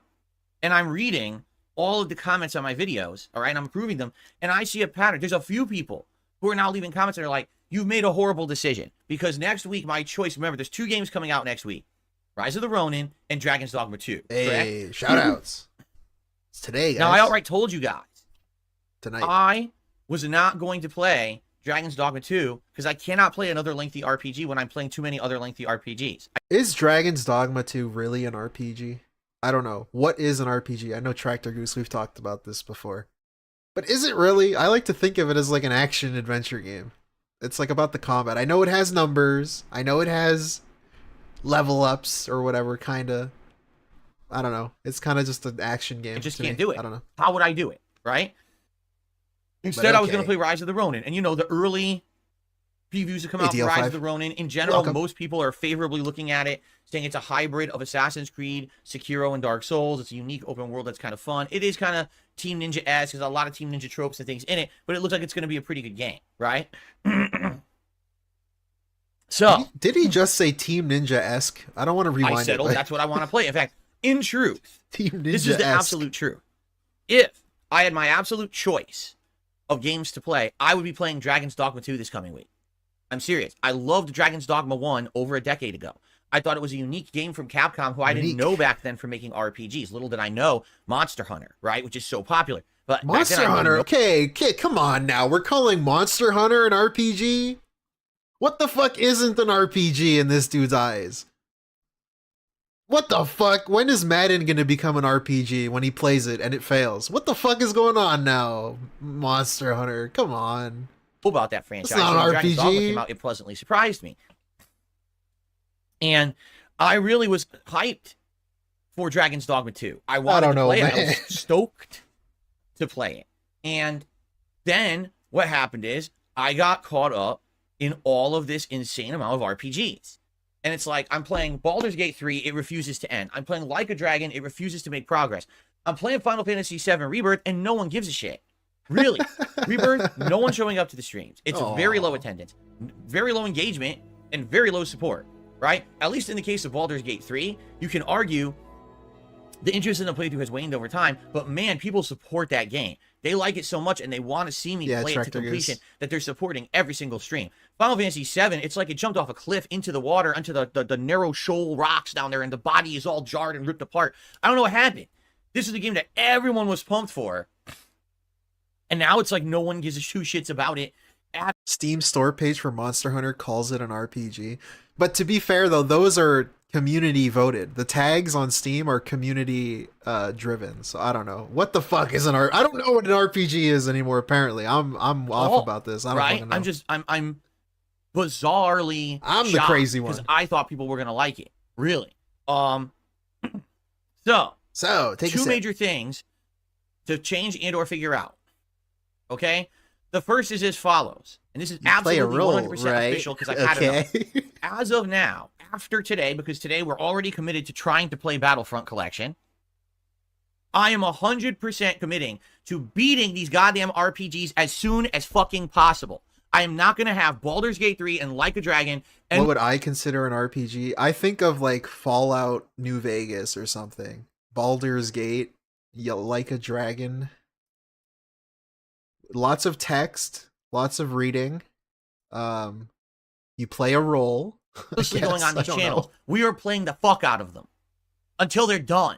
I think if it's like Dragon's Dogma, where it's kind of like an action adventure game and it has RPG elements, I wouldn't consider it an RPG. Just because you level up, I don't think it's an RPG. But that's just me. I don't know. Apparently, I'm the crazy one. A Monster Hunter is an RPG. I don't fucking know. Okay? I don't know what the world is anymore. We have to cut some corners, and we have to skip some missions and not do side content. Then so fucking be it. What the fuck is going on? We're finishing these games as soon as humanly possible. I'm not going to be balancing 17, 18 games anymore. We are finishing this 17, shit right now. He's playing like 4. So, okay. That means tomorrow, Saturday, we're doing Baldur's Gate 3 and Like a Dragon. Now, Sunday is React Day. So Sunday, we're still doing the React streams. That's not going to change. But then on Monday, it's Baldur's Gate 3. Now, I can't do a late stream on Monday because I have to do private patron videos. And I love that. I'm putting my foot down. I'm fucking finishing these. Now, I can't stream Monday, guys. I can't do it. I just can't. It's not physically possible. Finish up my personal business stuff from behind the scenes that I have to do every year this time What of a way to put your foot down, brother.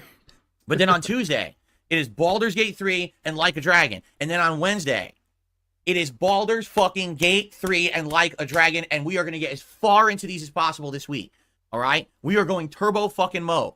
I'm going to get in there. I'm going to boot the game up in Baldur's Gate. I'm going to pull out my staff, and I'm just going to bop everyone on the head in a row. Bonk the fuck out of my way, because I'm beating these goddamn quests right now. Fuck you, fuck you, fuck you, fuck you. What? And we're turboing through this shit.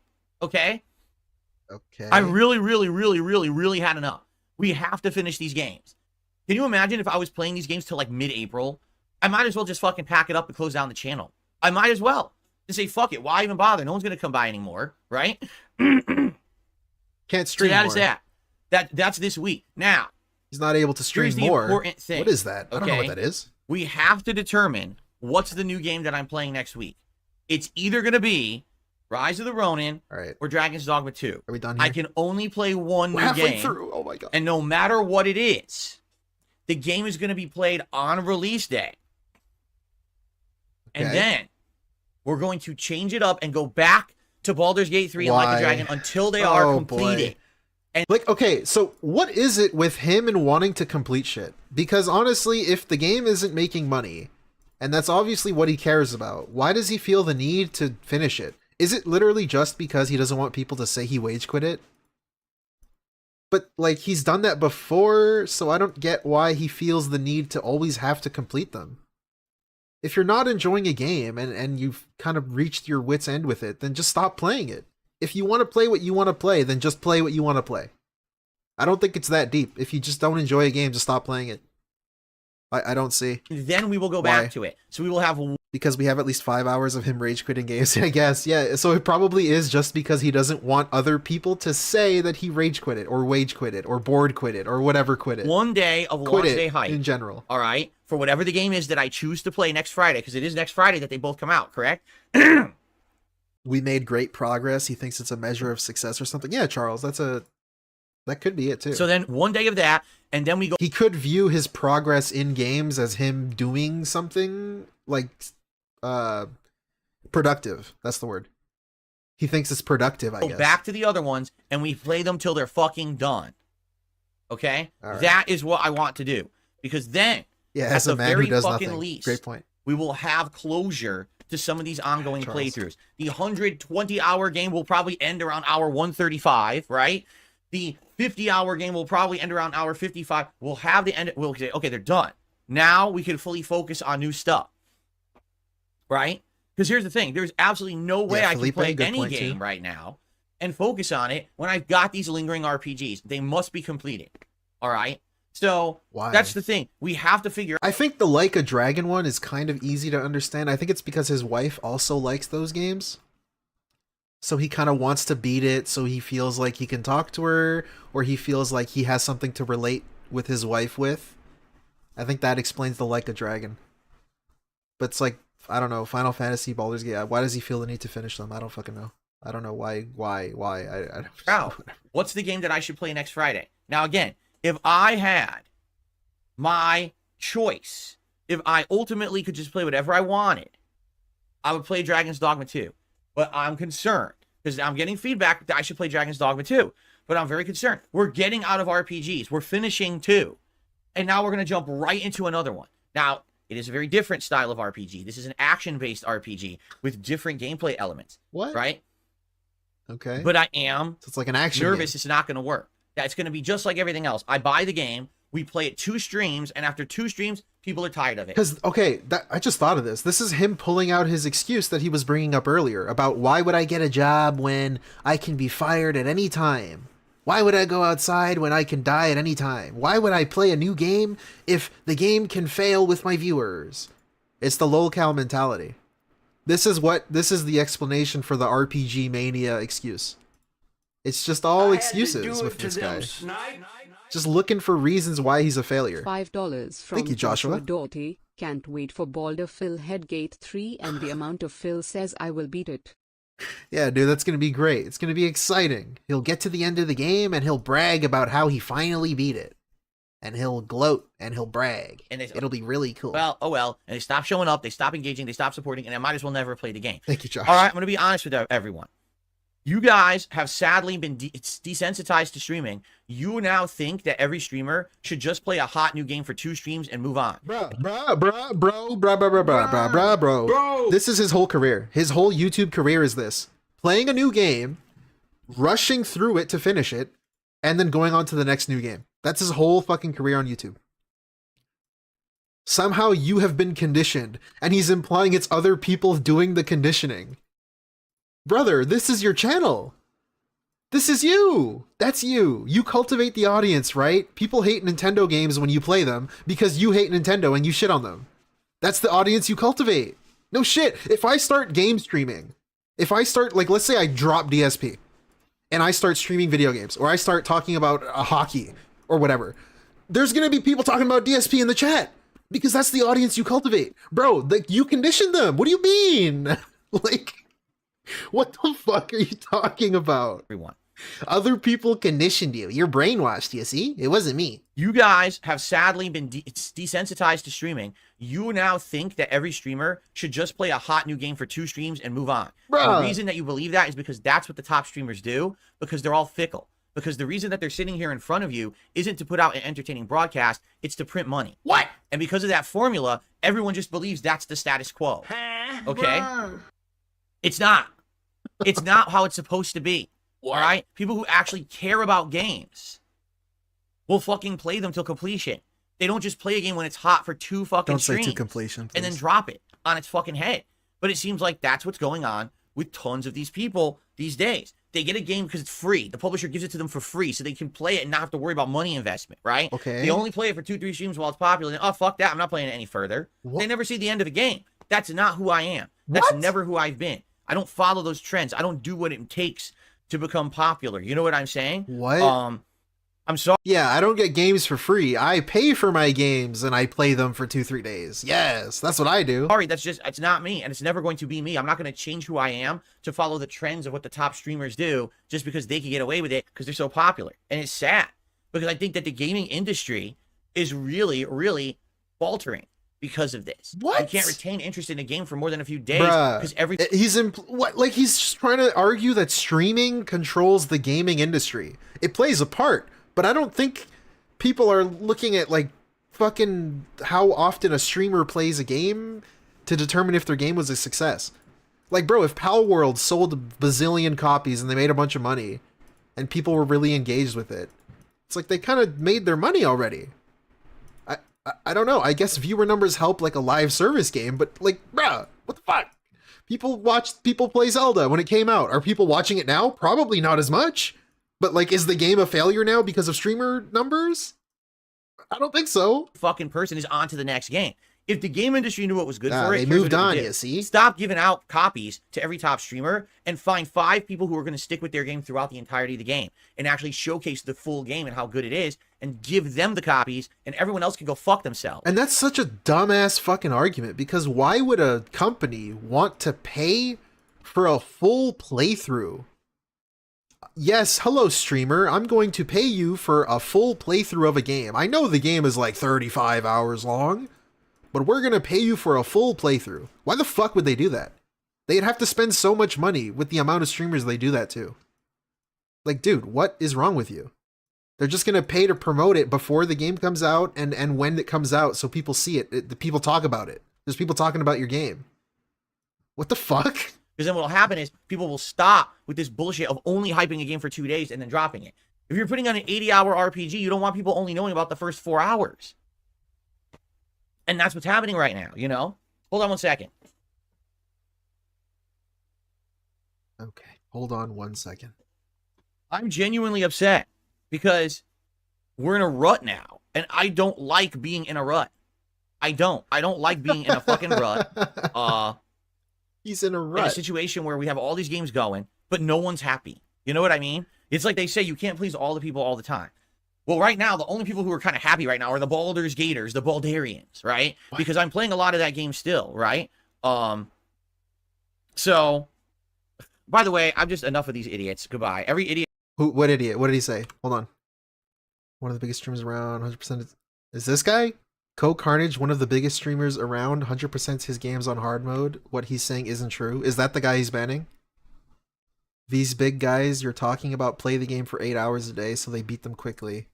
So that guy? Is it that guy? By the way, I'm just enough of these idiots. Goodbye. You're an idiot, apparently. Stop bringing facts to my argument. From Vaporware 336. Thank you, Vaporware, so Phil much. Believes it is wrong to try and be entertaining or to finish a game in a reasonable amount of time. That's why this joyful sounds so insane. Yeah, Vapor, exactly. It's also like he refuses to shorten his pre-stream just to play the game longer. He plays a game 3 hours a day sometimes. Like, he's saying he's going to play Dragon's Dogma, and then he's going to switch to Baldur's Gate again. So he's going to play it for 3 hours in the morning stream, and then Baldur's Gate 2 hours at night. Like, bro, you're going to play 3 hours? What, are you going to do that every day? It's going to take you how long to beat the game? Every idiot who just I can't stream more though. wants to be contradictory in the chat, just say goodbye. Okay? I don't know. Fucking idiot. Everyone has to Fucking just idiot. contradict everything I say. Of course. Contradict me. Bring facts to my argument. Get the fuck out of here. You're bad, bitch. Get these facts out of here, dumbass. That's the deal. Is I need to put my foot down. We have to make a big change here in order to get stuff going. Okay? Okay? Opposing viewpoint I hope this is detected. okay with you.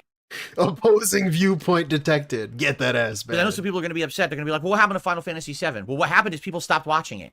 There you go. That's what happened. Money. People have completely stopped. When I Money. play the game, it's like it's dead in here. People are falling asleep. Very few people are engaging.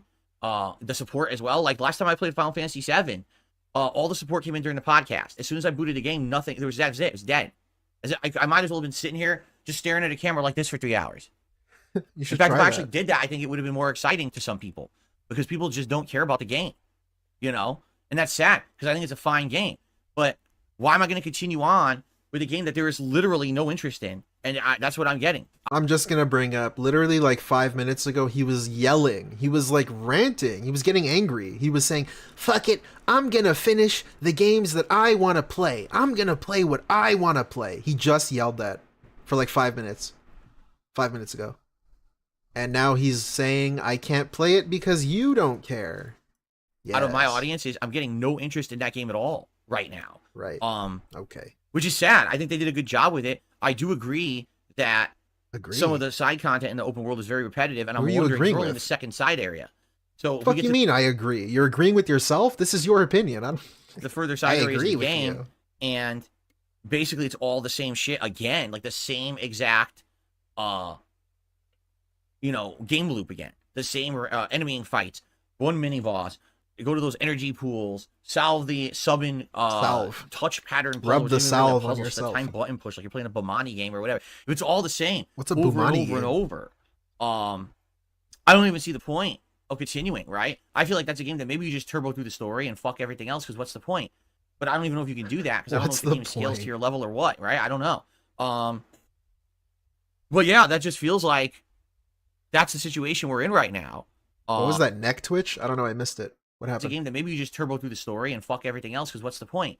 But I don't even know if you can. I feel I like missed it. No. I don't even see the point of continuing, right? I feel like that's All a right, damn hook it, in these sorry. other playthroughs, and we need to make Rewind a the change. stream, So man. what I need, FYI, is feedback of what we're playing on Friday next week. And no matter what it is, we're gonna do a premiere day of it, and then after that, it's going on hiatus until we finish Nice. these games. We must finish Baldur's Gate 3, and we absolutely must finish Like a Dragon. And we're going to work on it hardcore for the next 1 to 2 weeks until the games are done. And then we're going to come back and focus more on whatever other game we chose to play. Okay? Now, the thing is, this Battlefront collection is also a big question mark, because it was going to be a part of the rotation. But sadly, I don't even know if it works, right? I think he wants to finish Baldur's Gate so he can have some sort of authority. He wants to feel like he can say the game is bad. If he beats it, I think he thinks that it gives him some sort of, I don't know, authority, I guess, is the word I'll use. Like, he could be an authority on whether the game is good or bad. So if it doesn't work, then obviously it's not even a concern. But I guess we have to see what happens today. And if it works, and if it's a joke and it's broken and it doesn't work, then I guess we're not playing this anymore either. And I just fucking bought it, right? So this is not the ideal. This is the necessary evil. You know what I'm saying? Like, it is. Like, I have to do it this way. I don't like doing it this way. I would much rather be more paced, be more metered, play everything, balance everything. But sadly, it's not working. There's Okay. too many lengthy games. I don't think ever in my entire history of me being a YouTuber, and that's almost 16 years at this point, I don't think I've ever played this many ultra lengthy games at one time before. Ever. Never. Over 100 hours Baldur's Gate, roughly 60 to 80 hours Like a Dragon, and like 80 plus hours Final Fantasy VII. I've never played 3 games like that at one time before. Like, another thing he's never done is also stream this less. Like, stream this little. He always used to stream more. I remember when I started watching him, he would brag. One of his selling points was that you would get 6 to 8 hours of gameplay a day. 4 hours in the day, 2 hours in the night. Plus my pre-stream, plus my videos, I work 10 hours a day. That was a selling point. Now he slowly lowered it to 3 hours a day. Like 3 hours in the day, 2 hours in the night. So now he streams even less. So why is that not something you consider when you talk about, oh, I never played this many games before? You've also never streamed or played this little before. So I don't know. Why is that not a bad thing? They've never even come out at the same time before. And now we're faced with endless amounts of these games. And again, yes, some of the responsibility here has to be put onto these game developers and game publishers for all releasing their insanely lengthy RPGs within a 3-month period of time.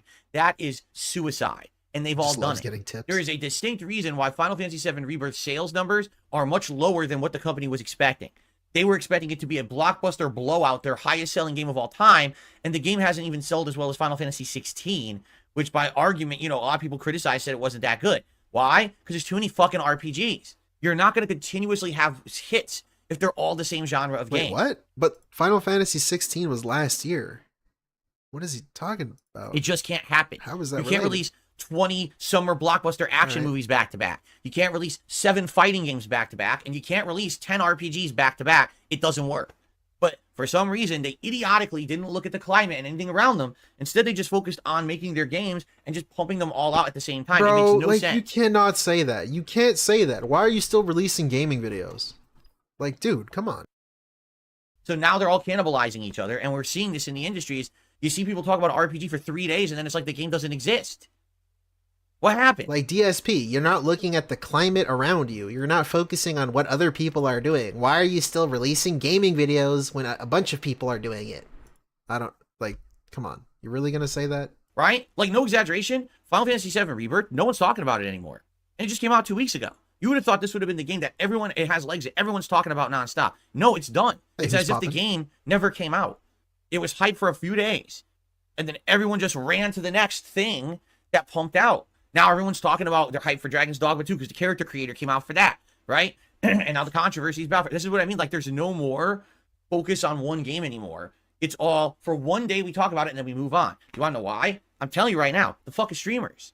What? Because this is how they've become. They've become talk about a game for one day just to get a boost in views and then move on to the next and then move on to the next. It's like, dude, that is so harmful to the industry. Bruh. It really. Guys, he just said he's going to play Dragon's Dogma and then it's going to go on a hiatus. He just told us that. He just said that.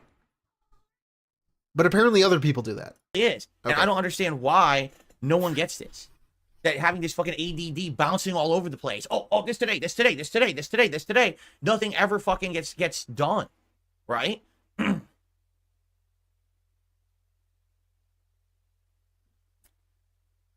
don't know. Here's the thing. I feel like back in the day, and when I say back in the day, I mean like 10, 15 years ago, of course. The game industry was so different because when a big game came out, that became everyone's focus for a couple of months. And everyone was talking about it, everyone was excited for it, everyone cared about it. And now it's like everyone just lives in their little bubbles. You know what it might be? What? It might be the dawn of the on-demand era as well. So for example, right now, let's say you want to watch a movie. Okay? It used to be back in the day, well, you go rent it. Okay. I want to skip past this, but I don't. But also, I'm going to bring it up again. Back in the day, quote unquote, he used to play the game all day long. He would rush through the game to beat it in a day or two, and then would move on to the next game. How is that different? How is it different from today? I think the difference could have been that you were playing the game much more. Right? That could be a difference, right? You beat it really quickly. You go rent it from the video store, or you buy the DVD. Today, it's like, well, what streaming service is it on? Is it on Hulu? Is it on Netflix? Is it on Paramount Plus? Is it on, what's the other one? The other one that starts with a P. Peacock, right? Is it on Max? Is it on Amazon Video? Is it on Apple fucking, video? What's it on, right? You don't even know. And you need to have 17 services in order to get any kind of entertainment now. And now the thing is, it used to be when a new show came out on TV, what would happen? That TV show would be broadcast nationally on prime time, 8 p.m. this Thursday, the hot new show. So everyone would watch it all simultaneously. And then there'd be talk about that show all over the world because it just aired and it was a hot new property, right? Today, because everything is on demand, instant gratification, but because it's all in its own channel, you don't get that feeling of, wow, it's a big worldwide event that everyone cares about anymore. And I think that's what's happening right now with video games. I mean, that's still kind of happening. Everyone's kind of in their own lane. So the fighting game people are here, the RPG people are here, but then there's even subgenres of RPGs. There's the shooter people here, and they all just do their own thing, and there's no crossover. So what is the problem? Instead, everyone's just in their own lane. So it used to be, you could be like a jack of all trades. You cover variety. You're interested in all these different genres. But now it's like, if you're not hyper-focused on the one genre, right? What is his point? Then I'm you lost. just don't care about anything else, right? Like the fighting game community cares about Street Fighter 6 and its DLCs and Tekken, and that's it. The RPG community right now is kind of in shambles. I don't get... Hold on, because like Maximilian dude was playing Final Fantasy VII, and he was getting like 30k views live. Is he a fighting game guy, right? He's a fighting game guy.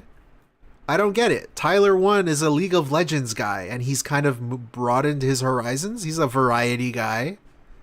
I don't... What are you trying to say? I don't understand what the point is here. I really don't. I'm lost. Because there's so many different RPGs. So now they're even like siphoning out into different channels of what RPG styles you like. And then you follow that, right? Shooters are kind of all over the place right now because Call of Duty's in shambles. No one really even talks about it anymore. It's more about what's the new hype shooter that everyone's playing for like the next few weeks or whatever. And there's all these different ones from different studios and things. And they're all competing. There's the finals just had its fucking season 2. And I guess there was that game. Why is that toxic? Was it like Ready to Go or something like that? It has something to do with police or something. Ready to Who knows? Go. People played it for 3 days and then they dropped it like it never existed, right? But this is how it is now. Like everyone is all over the place now. And there's no like, this is what's talking popular. about Ready or Not. I'm gonna look up the Steam count on Ready or Not right now. Let's see. Is it doing good? It's also a Thursday at 1:30. Let's see. How many people are playing? 8,000. Let's talk about it. Instead, it's like we're all off in our own It's a little Steam corners game. of the room. I don't These little know. clicks. And we're kind of like, oh, this is happy. This is good. This is good. This is good. But there's no crossover. There's no feeling. I don't of like, understand as what his gamers, point is. This is what's good, and let's enjoy it together.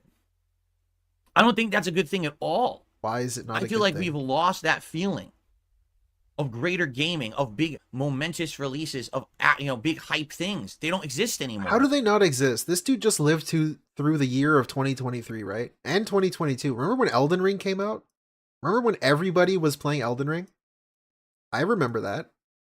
People who don't play those kinds of games were playing that game. Remember Baldur's Gate? Hey, Baldur's Gate. Remember when that was like a big thing? I don't know, dude. That was pretty big. That seems like a pretty big deal. I don't fucking like. What do you want? Because all people care about is the day it comes out, you talk about it, and then you're on to the next day. And again, I do believe that's heavily influenced by the on-world streamer culture. I totally remember that shit. Yeah, I believe that shit because everyone's now got this ADD feeling. We're wired to think games are important for 2 days, and then you're out. What's the next one? And that's a horrible fucking thing to feel, right? Isn't that just you? I don't think anything should be like that. Isn't that just you? Okay. That's literally him. He said Dragon's Dogma 2, he's going to play it, and then it's going to go on a hiatus. And Final Fantasy is dead, so I'm not going to play it. That's you. You played it for 2 or 3 days, and you're moving on. You're looking for the next fucking fix. You need your next fucking fix. Who's willing to sell you the next fix, dude? What? You crackhead, what the hell's going on? How is this real? So, anyway. That's why I gotta put my foot down here. What's happening? Some people are gonna be upset and they're gonna be like, so wait, there's no Final Fantasy VII anytime soon? No, there's not. I'm not playing Final Fantasy VII Rebirth again for a while. I'm not. I refuse to play it. No one's tuning into the streams as it is. So there's no point in continuing with that playthrough until I get to a time when maybe we can bring it back and it makes sense. It doesn't make sense to keep it doesn't make sense. Along. What if other streamers are also saying the same thing as you? What if other streamers are also not making money? I don't know, dude. Why is it okay for you to do it? Rules for thee, but not for me. Great. That's good logic. Well, I have the other unfinished games, okay? So, for this next week, the absolute focus is Baldur's Gate 3 and Like a Dragon. Let's finish them. We probably can't finish either in the next week, but if we just play those games nonstop, we'll make big progress, okay? And then, this Friday, we have to figure out what we're doing. Is it going to be Rise of the Ronin or Dragon's Dogma 2? I'm okay with either. I really am. But we have to make a definitive decision. He's repeating himself. We're moving on. That was a crazy video. Very long one. The VOD will be timestamped if you can't watch the whole thing. Don't worry, guys. I love my VOD watchers. Hello, big ups to you right now. I'm talking to you right now. Okay, DSP, investors meeting. Not making as much money. Not his fault, so please give him money. Okay, thank you, Snort Hogan, for the video, as always. Let's get to it. New video. This one is not as long. This is from 4 days ago. So 4 days ago, in case you're wondering. Now, one thing that I will say right up So front, it's like a million years ago. I want to say thank you to those of you who have been along for this ride the last 2 to 2.5 months of RPG Mania. As we've termed it, I have been in the midst of RPG overload. Oh my god. With so many RPGs. So this is like a fan-made photo. Somebody made this for him. In case you're listening to the stream or the VOD. It's a photo of DSP making an ugly face. And Cloud, Ichiban, and I don't know, Chrono Trigger people. I don't fucking know. And I don't even know what this is. What is this? A dragon? Oh, Baldur's Gate. And it says RPG Overload. And yeah, that's the photo. Someone made a photo to help feed into his delusion of a genre being the reason he's a failure.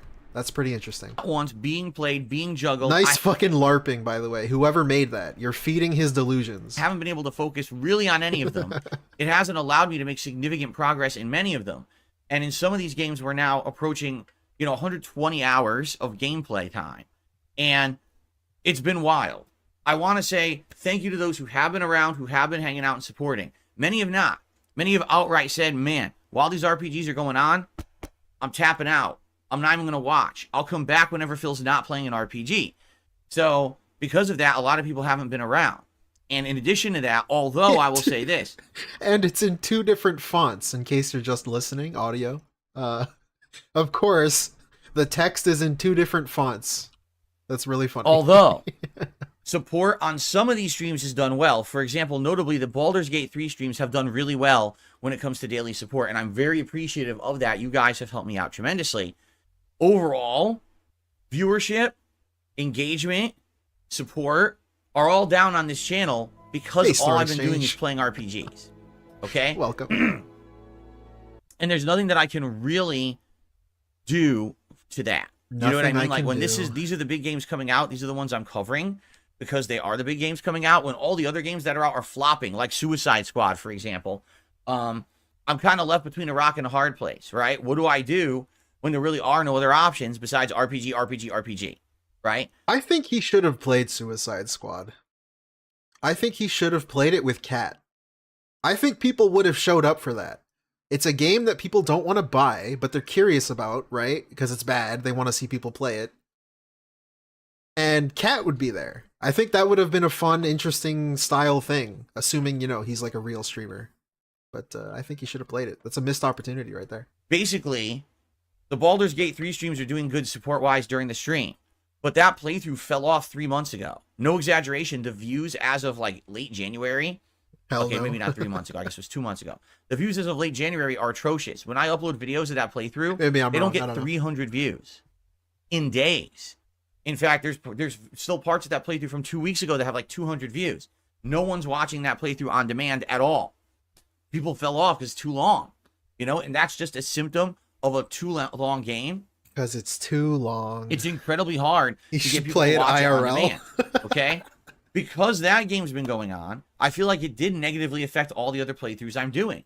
Like a Dragon Infinite Wealth, if we hadn't just played Like a Dragon Gaiden back in December, if there hadn't been Like a Dragon Ishin earlier in 2023, right? And if I wasn't playing other RPGs. How long till he devolves this into video games? I know he's like hinted at it. He doesn't want to do video games, but how long before it turns into, instead of RPGs, it's video games? Man, we played a video game yesterday, so today support was slow because I played a video game today. Like, it's eventually going to be that. Mark my fucking words. I'm coming for you. But yeah, it's going to be that. Like 2 years from now, next year, I don't know. But it's going to be that. It's going to turn from RPGs to video games in general. Maybe Infinite Wealth would have gotten way more support and attendance and engagement. But the problem is, everything already was invested in another RPG. Then Final Fantasy VII came out, and it's like, what was going to happen? I thought maybe Final Fantasy VII would end up getting all the attention, and the other two playthroughs would suffer. Video game overload. Video game overload, guys. We're playing too many video games recently. No. People are getting sick of me playing video games. Basically, the Final Fantasy VII playthrough is dead in the water. As I'm I started telling to you, play, please clip me right now. If he eventually does this, please remember this video, I realized this in stream. 2 streams, I people called just it. didn't care that much about this playthrough because I was already playing 2 other major RPGs, so the time was just ridiculously divested into these 3 different games in different directions, and I wasn't making enough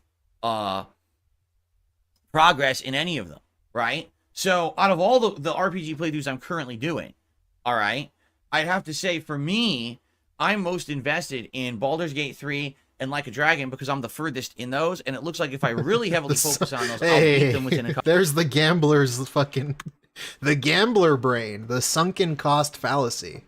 Look at this shit. Gambler, Blue Blanca.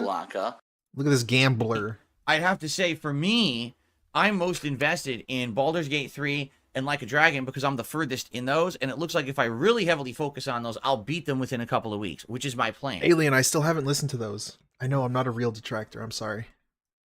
With Final Fantasy so VII, I don't even know what to do with it. I really don't. It seems like no one cares about it. When I play it, half the chat is disconnected from what we're doing in the game. The other half is complaining the game's boring, and it's like, I don't feel that way. Yeah, I Jessica enjoy Final Spears, Fantasy me too. VII Rebirth, but I can't do that much with a game that the audience isn't connecting with. I'm trying to make it look fun and do all the fun content and everything, and there's not much I can really do to make it exciting for you. If you don't like Final Fantasy VII or what they've done with the game, I can't make it appealing, you know? And again, I really, really feel like if I wasn't playing 2 other RPGs at the same time, and that was the one RPG in Is he really saying I can't make the stream entertaining for you if you don't like the game? Is that what he tells his wife, like when they do a stream and she got bored and left? Honey, now I know I can't make the stream entertaining for you. I know, there's nothing I could do, honey. I know. I'm sorry the sex was bad, but like, what did you expect? There is nothing I can do to make it like better for you. Okay? What the fuck, dude? What's wrong with you? mix, more people would be showing up and attending and being invested in it. But I'm you're not not going to be invested responsible. when you have 3 different directions to go for a current RPG, right? So, I want to say thank you to those who What have sex? been Yeah, showing good up point. and supporting. But overall, and this is just being truthful, with this RPG overload of the last 2 months, Truthful, this by channel the is way. way down. Views, engagement, support. Now you might say, well, I don't get that because I'm watching Baldur's Gate 3, and when you do Baldur's Gate 3 on stream, it's always a supportive stream. You're right. For those of you who attend the Baldur's Gate 3 streams and support them, thank you. But the problem is that's all I'm getting is that support during the stream, which I'll be honest is primarily tips. This channel right now is way down on memberships and way down on the super chats that I would normally receive during any daily stream. Aw. No matter what game it was, I would consistently get that level of support, and I'm not getting it anymore because it's only the same crowds coming by every day for these RPGs and the same crowd supporting Baldur's Gate 3 with tips, but outside of that, everything else has dwindled. So, Aw. thank Poor you to those baby. supporting. If you like this content, if you like this channel, Beg. if you like the fact that now I'm putting my foot down to get out of this, please consider Holy fuck, dude. Okay, the other day we watched the suggestion box. I think it was yesterday. The suggestion box. I went through the recent suggestion boxes, and he yelled at a guy who said to stop begging, to stop going on 10-minute begging rants. This is literally a 6-minute, 7-minute begging segment. He's coping with why he's failing, and he's hinting that he needs money, and then at the end he just asks for money. Is this out of context? Is this like, what is this? Is this edited? Is this AI generated? What is this? This is a begging segment. supporting it It wasn't 10 minutes, you in see? some way. And Debunked, anything is bitch. appreciated. Again, tips, super chats, memberships, gifted memberships, all appreciated. Bruh. I'm trying to get out of this rut, and I think we will. I think in the next couple of weeks, okay, we will absolutely get out of this, okay? But It was 10 we to have 30 to get minutes. out of it. And, you know, it's going to be at that level eventually once we get the variety of games in there. And there are a variety of games coming out. I guess the question is, which ones do I play? And again, that's the question I'm faced with this week for this Friday. Do I eventually play both new games? Okay, Or who really knows what okay. it's going to be? Yeah, we heard So, you before, dude. We have to basically be vigilant, correct? And diligent and get through the endings of these 2 games and then move on to focus on other stuff, Wait, right? what does he mean, we, Salamanda, dude? We have to beat the games. We have to do this. Okay. But you have to give me money. You have to solve my problems. but we have to beat the games. Dude, he brought up the photo again. Okay, next video. DSP whines about Baldur's Gate 3 not ending. Upset at a viewer who says he makes it boring. Okay, this might be a good one. This might be a sneaky good one. And he has little sunglasses on. If you're audio only. He's got sunglasses on and the photo is back up. RPG overload. Yesterday and was basically day one of the push to finish RPGs. How did it go? Well, this is from 3 days ago. On the first stream of Baldur's Gate 3, we finished the House of Hope plotline. And potential spoilers incoming. I don't know what he's going to say, so just be wary. Pay attention. It definitely was funny, and let me explain. So at the end of the House of Hope plotline, after doing all this stuff in the House of Hope, stealing items you need for the plot and rescuing a person who's in a prison, you have a big epic boss fight. And for a lot of people, they say, oh, this is one of the boss fights. That's one of the big epic ones of the game that's built up and everyone hypes and everyone wants to see this boss fight in everyone's playthrough to see how they handle it. Okay? So, without tons of spoiling, okay? Basically, there's a big showdown at the end of House of Hope, and this epic song starts playing. One of the characters actually is singing lyrics in the song. Whoa. They're like, the game devs intended for this to be one of the big fights of the game. What? Now, the thing is, you don't have to do it. You can actually completely ignore this fight. Yeah.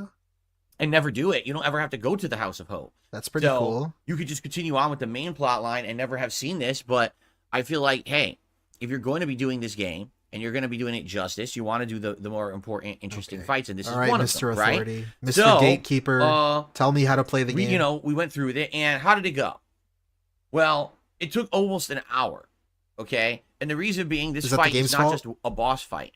There's a boss, there's a mechanic where the boss is protected by 4 columns in the room. You have to destroy the 4 columns before you can truly hurt the boss. By the way, the columns are resistant to most damage. So essentially, it's very frustrating because you're kind of limited. It's not a straightforward fight. And then on top of that, there's a bunch of what they call ads, which basically means additional units that are there. They're not really the boss, but they're there to cause annoyance in the fight. They must be on conservative, though. Don't worry. They're on conservative, guys. Handle those as well. So basically, devs put them on conservative, so don't worry. You're not going to get too many ads. Think about all the boss fights in the game. Probably one of the top 5 most complex. I don't know if it's the most complex because I haven't beaten the game yet, but it's pretty complex. So, I take my time. I'm taking some feedback from the chat, meticulously trying to figure out what to do in each situation, each turn of each character. There's a mechanic where normally I would be using what they say is radiant damage, which is supposed to be like holy magic. But in this fight, you don't want to do that because the enemies reflect it back. So if you study each enemy's description, you'll figure that out right away and not make the mistake. So I'm like, okay, so now this character should use radiant damage. They should use necrotic damage. So you see what I mean? This game, even, entirety of the game, I'm 120 hours in. Dude, there's no good point. Crooked ass glasses. The glasses are crooked on his face. His face is crooked. Real way to just barrel through it. You have to kind of meticulously be paying attention to all the little details. I can't unsee it now. Going on in each situation if you really want to succeed. Look at these crooked ass glasses. Why is his face so deformed? But it just makes the game take a lot longer. That's why the game's 120 hours instead of, say, 60 hours, So in this fight, I'm actually doing really well, and I have this build on a certain character where they throw a spear, and this spear has a chance to knock down the enemy. Well, recently I hit max level in the game, and one of the final perks that I got makes this a super high chance to knock down. So I just start throwing the spear around, and it's knocking down the boss every turn. Literally every turn. And when you get knocked down, you lose your turn. You have to get back up, and that's your turn. So the boss basically keeps getting tripped and slipped like a comedy pratfall situation, like you're watching the Three Stooges or Abbott and Costello or something. And I proceed to just destroy it. Now, it took a while because, again, you have to meticulously play this game. You can't just push through it and barrel through it. You have to make sure you're doing everything in the right order and you're not making mistakes like don't use any radiant damage. It'll reflect back at you and stuff like that. But how is that meticulous? It took about an hour, but I beat it. But I'm going to be honest. During the fight, I did complain. I'm like, this takes forever. And I understand people who like this, but for me, this is taking too long. My stream is a 3-hour gameplay stream. In that 3 hours, I want to do more than one fight. You understand? I don't want the whole stream. Did I see the pic on Reddit which shows DSP has a flat head because he was left on his back as a baby? I didn't see that particular photo, but I do know that for babies, you're supposed to put them on their belly so their back of their head doesn't get flat. I did know that, but I didn't see that photo. That's really funny. That's a good point, too. That explains that. Okay, I beat one boss. Doesn't Like, explain the crookedness though. It's ridiculous. I want to be able to But, make good progress every time I play the game. And this game is so made so meticulously and drawn out, it's very hard to ever say I made progress. You know, it's like a slow trickle game. And so, you know, I'm an hour into this boss, I'm like, is this ever going to end? On the Discord, Like, I guess. you can see I'm whooping his ass, right? Like, he's never going to have a chance to beat me. So why do I have to take so long to beat him? Why does the game make it so tedious? Anyway, so I do beat him. And Big ups to Discord. then there's like epic loot, and I'm looking at the loot, and of course you got to figure out you're going to use the loot or not. And I do all that. And then finally, for the last hour of the stream, I was able to go in another direction. We got ambushed, and then we went to a new dungeon, and that's what the next stream will be, a new dungeon against a vampire kind of deal, almost like Castlevania. Okay? In fact, we already fought werewolves and stuff, which was kind of neat, I'll be honest. So anyway, stream went well, okay? I basically handed one of the epic bosses of the game his own ass in a paper bag. He had no chance of doing anything to me. It was pretty embarrassing. And so, what's the reaction of the internet? Well, it's a mixed reaction. The people who are there live seem to enjoy it, all right? The people who watch on demand, some are liking it, and some are literally, I'm not kidding you, complaining. Oh, you make this game so boring Thanks, the way Ramsey. you play it. What?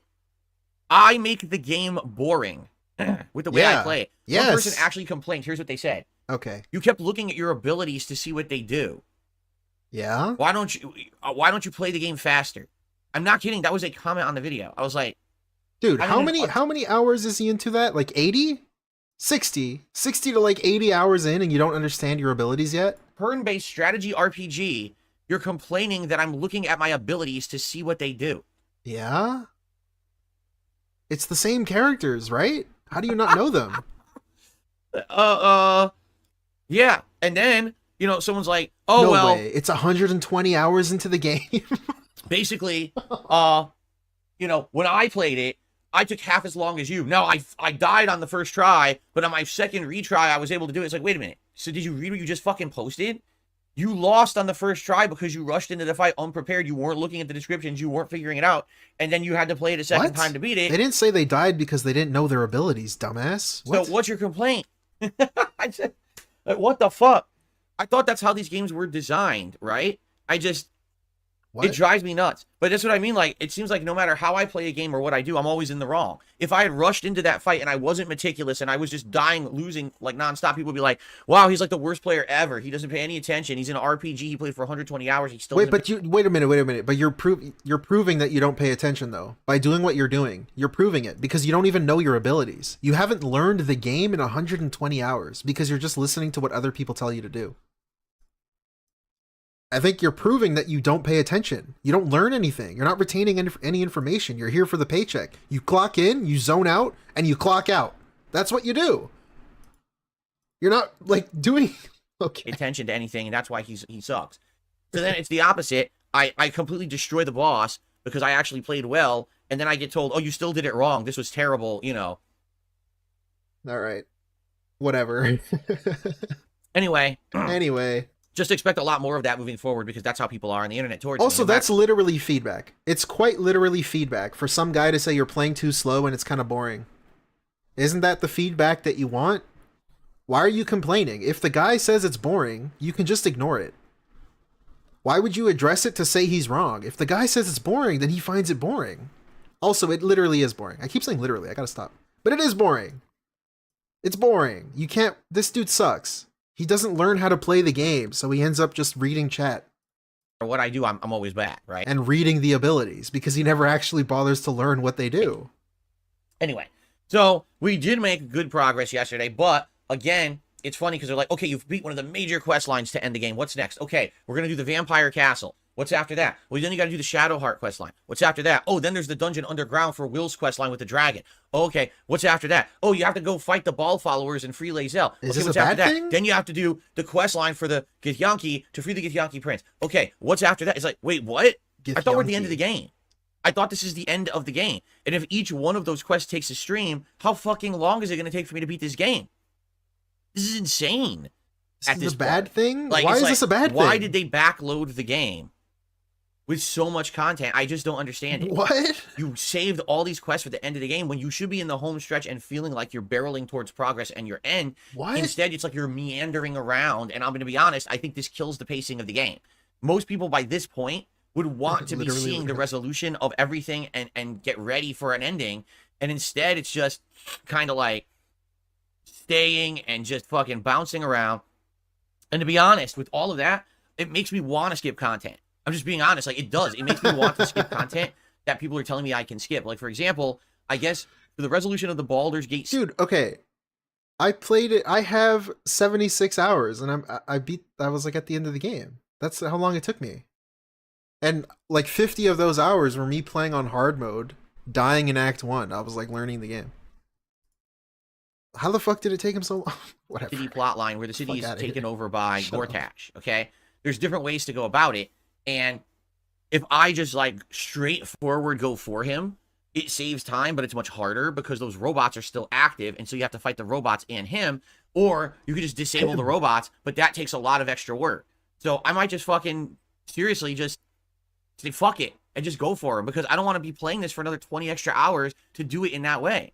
I want this game to be over. I'm not saying I don't like the game and I just want it to be over because I hate it. I just want the... I'm exhausted. I think that's the best way to explain it. So he hates it. I'm feeling exhausted. I've been playing this game since fucking December. We're 120 hours in, and how the hell is the end not in sight yet? It drives me nuts. I don't get it. I really don't get it. And I can't fucking play... Because he is taking a long time, therefore the game must take a long time to beat. He plays the game tediously, therefore the game is tedious. I don't see how that makes any sense. You're the one that's playing the game. You control the buttons you press. If the game takes you too long, then maybe you are the one that's taking too long. Play other games until I finish this insano long game. What is going on with this game? Dr. Insano. Okay? So, yeah, we'll see what happens. We're going to continue with this, but yeah, I mean, people are, well, when are you going to finish that game? I seriously don't fucking know. Like, if we finish the Vampire Castle on Monday, and then let's say on Tuesday we do the Shadowheart quest. I don't want a what-if scenario. And then on Wednesday, maybe we do the Ball Followers quest. I don't need the what-if. Great. We're like not even halfway into the endgame stuff yet. Like, there's still 10 more missions to do. It's like... Okay, cool. Thank you. Thank you, Lord Kane. Thanks Really, so much. thank you. $2 from Lord Kane 666. He worked all of those hours in a week, dude. Yeah, 120 hours. It took him 120 hours of his week to get to this point in the game. Therefore, the game sucks. Thank you, Lord Kane. You know, like... I love him trying to do a face, but he's just looking Mega Man at says chat. current pacing, you're 10 daytime streams away, then fuck that. I'm seriously going to skip stuff. Really, I mean it. Like, I'm just going to skip stuff. This is that a driving me threat, insanely or- nuts. I just want to see the end so I can play other games. On Friday, there's a new fucking game.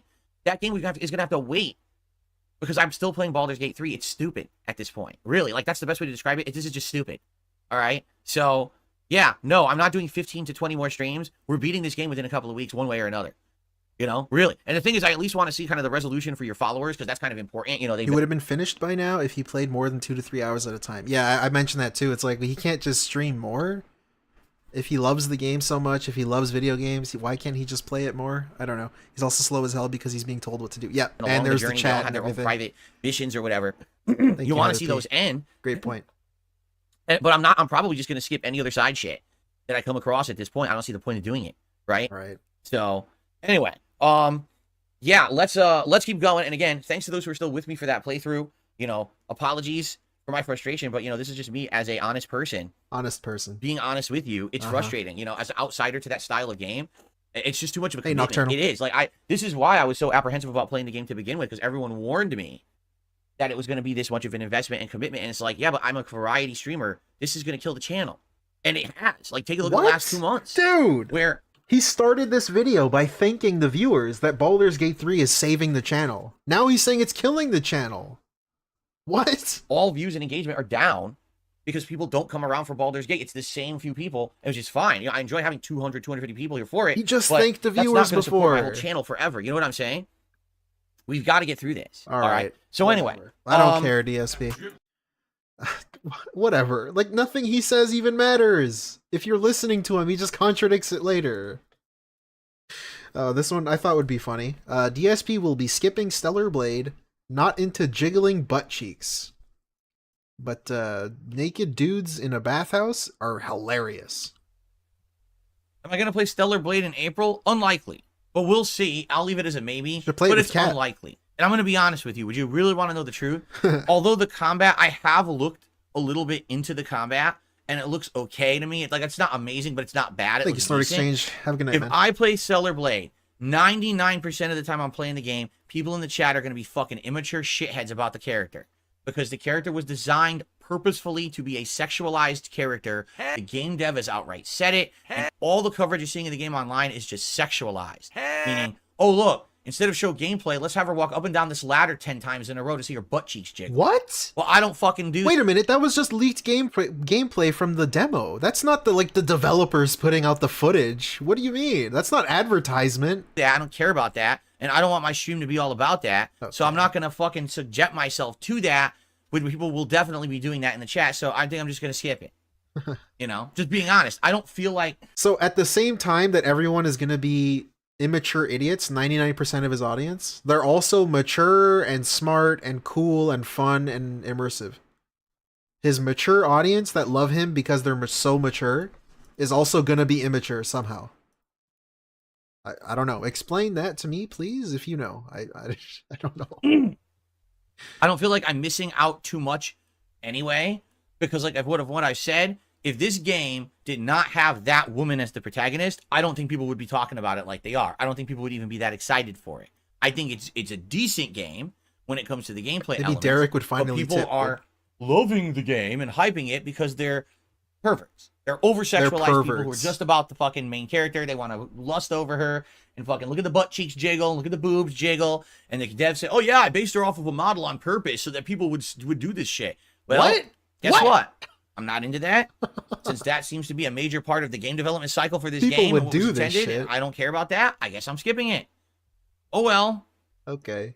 If people would actually just be more mature, I probably wouldn't care. But I know literally the entire chat will just be like, "Oh my god, lusting over this woman constantly when I try to play the fucking game." He doesn't even show the chat on screen. It doesn't even show up in his videos. What does he actually care? Realistically, I don't know. What does it even matter? He would probably get more views just to see how he would react to a lady. So I'm just not going to bother with it. You know, I hate to say it, but that was one of the advantages back in the day of when I played a game like Bayonetta. I didn't live stream it. So I could just do the content, put it out, and yeah, people would be like that in the comments, but at least it didn't permeate the content when I was doing it live. You know, I love having an interactive audience. I feel like the interactive audience will be lost during a Stellar Blade playthrough because people won't be able to control themselves. And I know that sounds fucking sad, but I think it's true. It's this thing about human society. Like, oh, a sexualized character, I can't control myself. Time to just fucking talk about it constantly. Right? I got the drip. All right, dude. I got the drip. Go. He's very insecure about sexuality or sex stuff or just pretty people. I don't know. Just remember, he thinks naked guys in a bathhouse are really funny, and he loves to look at them and joke about them and laugh at them. But apparently if you wear I had to do it to them snipes. leggings, it's too much. As a lady, if you look nice. $4.99 from Thank you, Gengar Gengar Green. I swear Phil has more strawman than a corn farmer in Nebraska. Yeah. There must be a lot of corn. I mean, whatever. It's a whole thank you, Gengar Green. It's a whole thing. It's just it's a little silly that he treats it this way and then gets angry at his chat for responding and fucking with him in a certain way. You cultivate the audience that you want.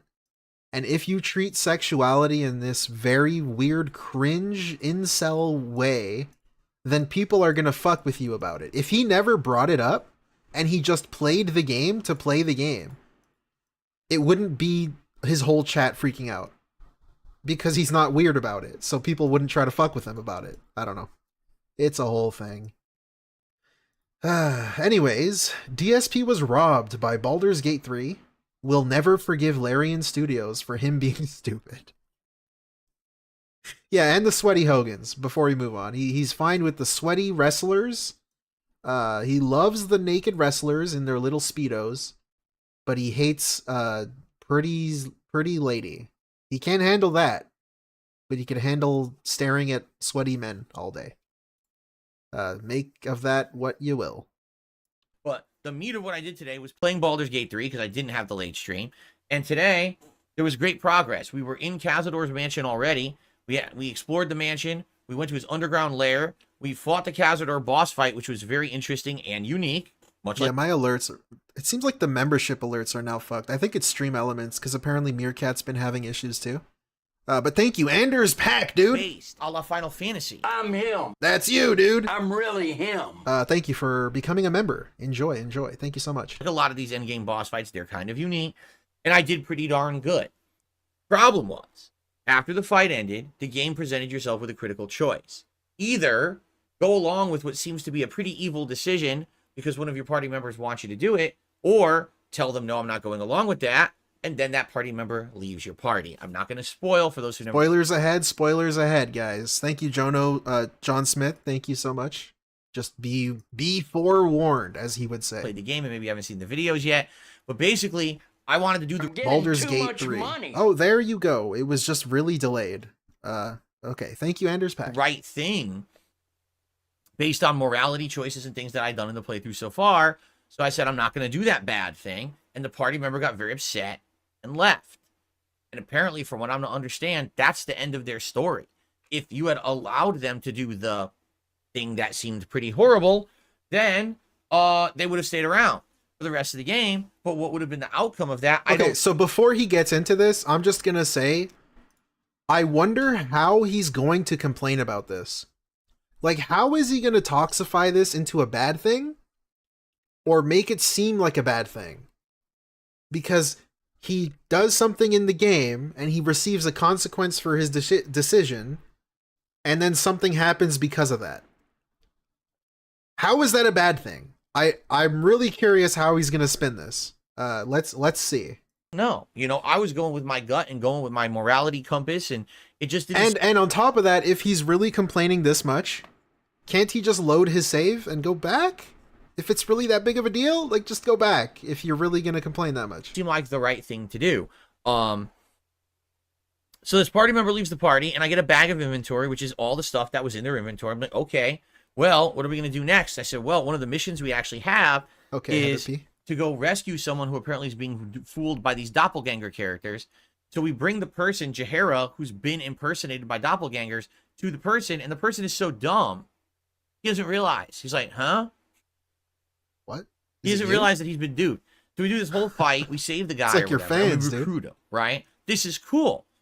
So now, in the one stream, we finished the Cazador plot line, and we've recruited a whole new party member for the end game. I'm like, well, maybe we'll use them. Why not, right? Okay. And someone even told me he's actually meant to kind of be a certain class that's similar to the class of the person who left, so you should be able to reclass him as that person. So we did the whole final, like, half an hour of the stream. We reclassed this character, rebuilt him from scratch with all 12 levels into what would have been equivalent to the person who had left. Okay, let me put the equipment on him. So I open up the bag of the equipment that was given to me from the person who left the party, and I'm looking for these items. I'm like, so I know that I have an item that's going to cause acid damage on hit. I know that I have an item that's going to make me, like, proficient with a certain kind of thing. I know I have this. I know I have that. I know that I have two dual-wielding weapons that are really powerful and have elemental status. I'm looking. They're not there. Thank you. What? I have a bag. What? Really, Huh? thank you. 20 Norwegian kroner from Aileen, puffy hair shirts fill or greasy gamer shirt fill. I miss the greasy gamer shirts. When he would show up with the Superman curl and he thinks that it's like a cool thing. He's like, oh, so a lot of people call this the Superman curl. Yeah, fucking... he thought it was like a compliment. Like you're calling him Superman. I love that. I miss that old shit. And the black shirt begging videos. And like all his unlicensed Nintendo shirts. That was great. I miss those. Clark Dent. Bag of like over 100 items. The items I'm looking for, the best items, aren't in the bag. And I said, what? Like, what's going on here? And everyone in chat was confused, just as confused as me. And most people who are watching me play this game have played it themselves, okay? Thank you, BB11. I think your alert's coming up, so I'm going to wait for it. But thank you so much for the 5 gifted memberships, dude. Let's go. I'm here. Thank you so much, BB. So we're in a situation where no one can explain what's going on. So we spent a good 10 minutes trying to figure this out. We went to the traveler's chest in camp. He's so lost. There. All right, we're going crazy. Where are the items? And then finally we come to the end of the stream, and someone says, I looked it up. Guess what? In What? Baldur's Gate 3, if someone leaves your party forcibly, meaning not that you dismiss them or tell them to leave, but if you basically cut ties with someone because they're upset with you, okay, then you will get all their inventory in a bag presented to you so you don't lose key items and things, except what they have equipped. What? Huh? The game devs went out of their way to code a bag where you'll get all the items of the character that's leaving, but they didn't think, oh, what about the equipment they have on them now when they're leaving? Why would they take off their clothes when they leave? Like, realistically, if he's going to try to be this fucking specific about it, I'm going to semantic him. Why would they take off their clothes when they're leaving? If you gave them, like, a gift of a clothing item and they wear it, why would they take it off? I don't know, dude. Think of it logically. If you really want to break it down logically. So, of course, you're going to have the absolute best items for the character on them. Why wouldn't you? And then they just take them. The worst part about this is the items that were on that character were unique items. These are not items that I can go buy again or you know, refabricate. They're unique items that made that character super good. That's why I used them the entire game up to this point. And now I've lost all of them. So I'm over 120 hours into this game. I worked my ass off with this playthrough. And the game says, oh, by the way, once again, you're just supposed to know, with no way to ever know this ahead of time, that if someone leaves your party and on bad terms, you lose all the stuff that they have equipped. I'm just supposed to magically know that, right? You want to know what that is, ladies and gentlemen? I'm going to summarize it for you. It's called bad game design. How? Right? Baldur's Gate 3 is a fine game. Oh my God. God. The more I've played it, the more and more kinks in the armor It's a fine game, but it's badly designed. Right. Make that make sense. Found. The more and more cracks in the facade. The game ain't perfect, man. You know, it's got a lot of problems. This is probably the worst problem I've encountered in it. This game should not cheat you out of items that you earned during your playthrough because of a dialogue choice or a story choice. You're doing the right thing. You're feeling you're making the right choice. You don't know the character's going to leave. And then they just decide to leave and take the best items with them. No, unacceptable. How is that? I will never forgive Larian for that. That is terrible game design. Yeah, this doesn't make any sense. This is him just complaining that he has a consequence for his actions. His consequences have actions. But yeah, dude, you fucked up by letting your character leave and you lose their equipped items because, again, why would they take off their clothes? I don't know, especially if you left on bad terms. Maybe they stole it. Maybe they, I don't know, if you want to roleplay it. I don't get it. I don't understand. Load your save if you're going to be this much of a bitch about it and complain about it for 10 minutes. Now, it's not the end of the playthrough. It's not, you know, I'll talk more about this in depth tomorrow on the podcast because, as you notice, this is the abridged version. I'm not even mentioning the character's name to avoid spoilers for those who haven't seen the video yet. But tomorrow, I'll go more in depth into this on the podcast, okay? But this is the reason why I'm telling you guys. This game is not accessible. I keep saying this, and people argue with me. Yes, it is. It's not accessible. If it were accessible, the game would say to you, oh, your character's about to leave. Yeah, he's acting like it's the end of the world. Would he even use the equipment? What does it even matter? If you're 120 hours into the game, realistically, and you don't really have good replacement armor, like, are you even playing the game? I had a lot of armor when I was at that point in the game. It's not that difficult to get armor. I know it's unique, but you should have other ones that are also unique that you could just replace it with. And you're playing on normal. It's not even like you're playing on hard, where you need specific things and you had a whole strategy, and it's like you're not even playing like tactfully. I don't know, tactically. There we go. I'm so stupid. He's not even playing tactically. He's just like rushing through it with whatever chat says. He doesn't have strategies. He doesn't have abilities that he needs. The fuck? What does it even matter? Your party or whatever with this choice. Are you sure you want to do that because you're going to lose items? It wouldn't just steal from you. This is literally robbery. Because think of it this way. You have a group of people who are working together. It's like they gave him memberships. I'm going to leave now and go on my own way. Okay, give me all your shit. Because that's something our group earned. It's our property, not yours. You don't get to just run off and take it. But no, the game just says they just keep everything they have equipped. Bullshit. Terrible game design. I'm not going to forgive them for that, nor am I going to give excuses. That's awful. Really bad game design. Definitely shouldn't be like that. That's pathetic. Other RPGs, characters go in and out of your party all the time. You can either still access their inventory or you get all their inventory in yours. You don't get a bag of everything they didn't have equipped, but they keep the equipped Wait, that's item. not even true. Bullshit. I'm thinking of Skyrim. When you dismiss a follower, if you gave them armor, they're going to still be wearing the armor. They don't just give it back to you. What the fuck's he talking about? What other RPGs is he talking about? That's such a specific use case. What is he even talking about? So I am pretty heated about it, but the thing is, I don't think it's going to really hinder the playthrough. We're at the end of the game. It doesn't matter. No matter who I put in as the replacement, I don't know if I'm going to go with this new character now because I don't have the equipment to make them good. I might use someone else. I don't know. But it just sucks that all that effort, all that time put into this character and their build and their equipment, and I lose it, and basically it's a lost cause. Which I never understood the point of the daily wrap. Because why is he recapping the videos that he just made? Why would I watch the videos when I can just watch a recap of them? Like, if I really cared. If I just want to know what progress he made and I'm a DSP fan. Why would I waste 2 hours when I can just watch a 10-minute video? Now trying to use a character like that again. It's incredibly I don't know, stupid. So anyway, you It's can watch stupid. the videos now. They're already live on the channel. Enjoy them, okay? No. The private react tonight was all for Slayer. It was a ginormous hour-long top 200 K-pop videos of all time countdown. And then there was a special video where I reacted to someone else who was a producer reacting to a new music video that had just come out. And then actually some concert footage that he had recorded at a concert in Singapore. I don't give a shit. What the fuck? All the behind-the-scenes stuff. Did I should ask? be able for the next All one. right, so he's done here. So, hey, in case you wanted to hear more, he rants for half an hour longer about this fucking Baldur's Gate 3 thing. So, DSP wants characters to strip naked, makes an ass of himself crying about being robbed in Baldur's Gate 3. How exciting. I hope you guys enjoy. Well, let's get to it. All right, you ready? I'm We're gonna ready. do it right now. Let's get into it, guys. So, spoiler alert, if you are playing Baldur's Gate 3, planning on playing Baldur's Gate 3, and you haven't reached Act 3, and you have not reached the culmination of Asterian's plotline, you're going to want to skip this portion of the podcast because I am going to talk about that plot and its conclusion and what happened yesterday when I concluded it and my gripes with this. Because I'm pretty upset with the way it went down, not because of the consequences of my choices in the game. I'm actually okay with that.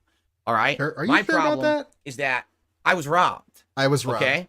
To give you a brief summary. Wait a minute. So he just said he's not okay. I mean, he's okay with consequences of his choice, but the problem is I was robbed. But couldn't you argue that that's a consequence of his choice?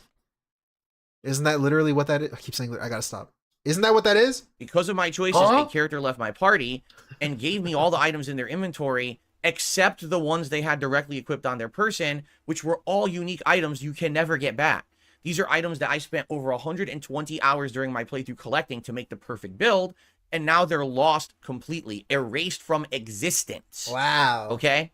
So I want to tell you the story of what happened. I want to His tell you my grocery opinion on it, bags. and how I think that Larian could absolutely improve this engine if they actually really wanted to make it truly like a role-playing game rather than we just make arbitrary decisions and you live with them game, which is really what this game is, sadly. What?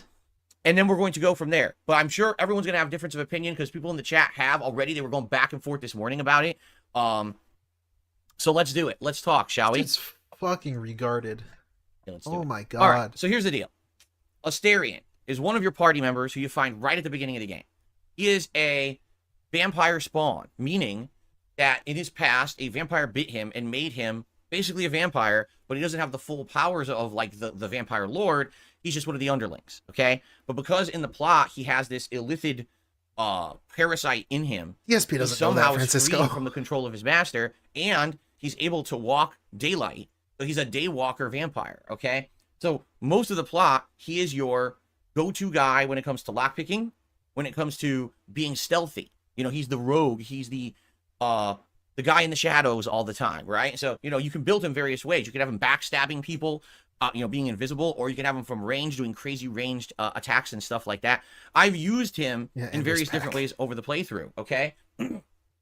Notably, near the end game here, his build is so good that he basically gets like tons of turns. Like he gets 3 to 4 turns in one turn, and he gets giant really critical hit damage. He gets elemental damage. He gets all this extra stuff. Do I on care? top of everything we're Shut doing, you know, up, basic, like, dude. class. What And the that's because I fuck? built him, I but don't also because of you, care. okay, and he's been a critical part of my game. He really has 120 hours in. He 100% has always been a part of my party. Unlike everyone else who I've swapped in and out, he has literally been a staple of my party since day one. It's your because boyfriend, I guess? of his uniqueness. He's the Why didn't you lockpicker, romance him, right? dude? He's the stealth guy.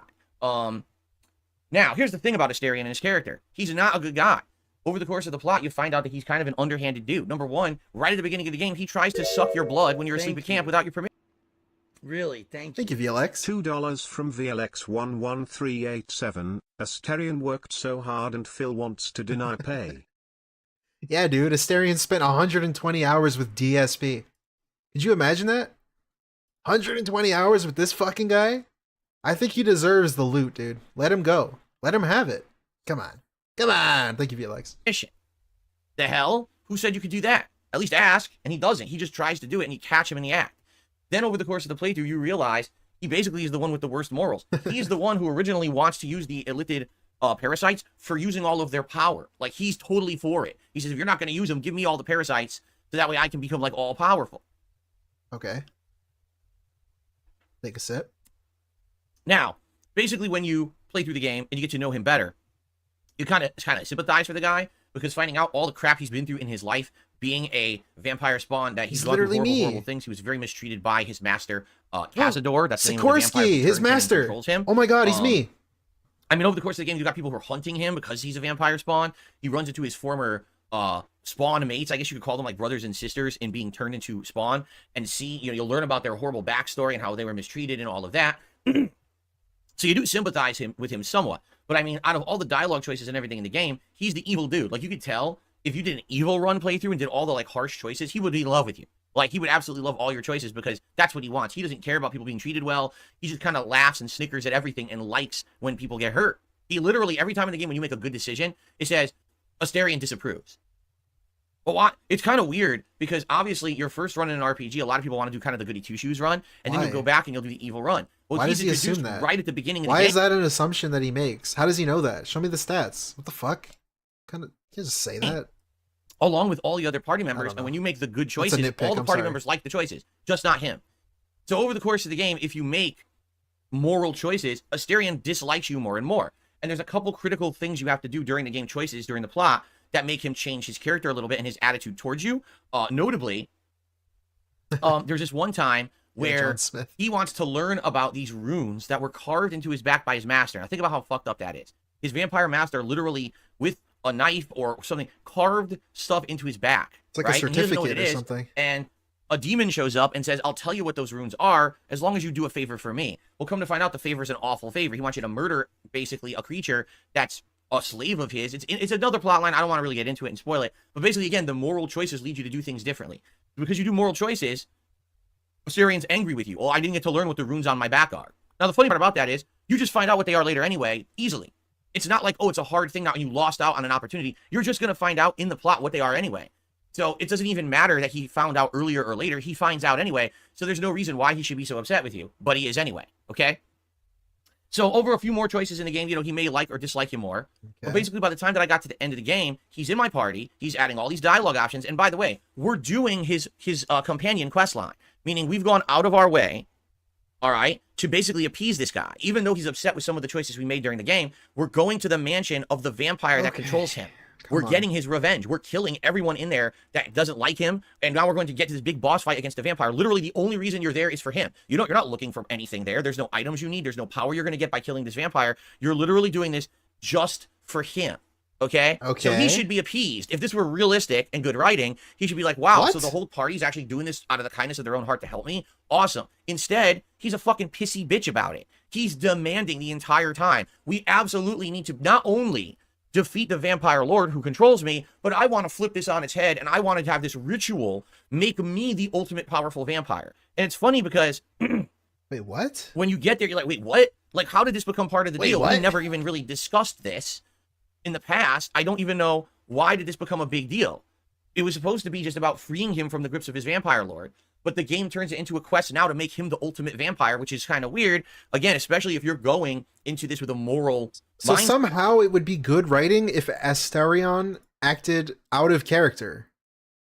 Somehow that's good writing if he acted out of character and all of a sudden changed his attitude and was like, oh, I'm so glad you're here to help me. What? Why would that be a good thing? How is that good writing?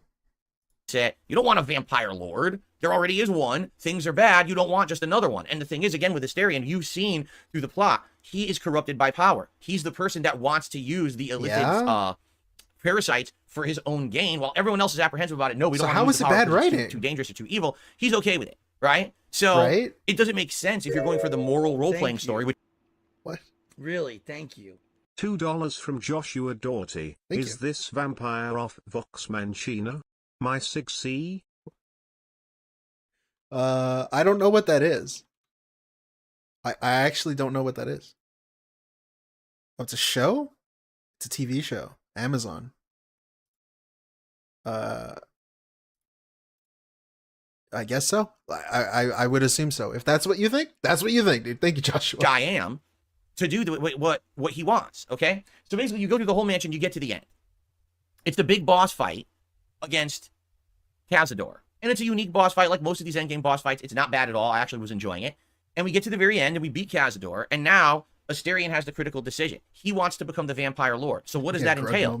Well, this ritual has to complete. It means that everyone in this ritual circle is about to die. It means that all of these vampires spawn that supposedly they're saying there's thousands of them that are trapped in the castle are all going to be sacrificed so that he can become the ultimate vampire. Yes. Now he's going to control the legions of vampires. That seems in pretty Baldur's in Gate. character to me. I don't know. As we've already seen in the plot, Asterion sadly can't be trusted with power. He's the one who wants to misuse the Illithid power early on. So the track record says, no, this is bad. Even when you're going to make the decision of you want to go with this or not, Shadowheart speaks up and says, no, you don't want to do that because you're going to sacrifice all these people just for him to get more power. This doesn't make sense.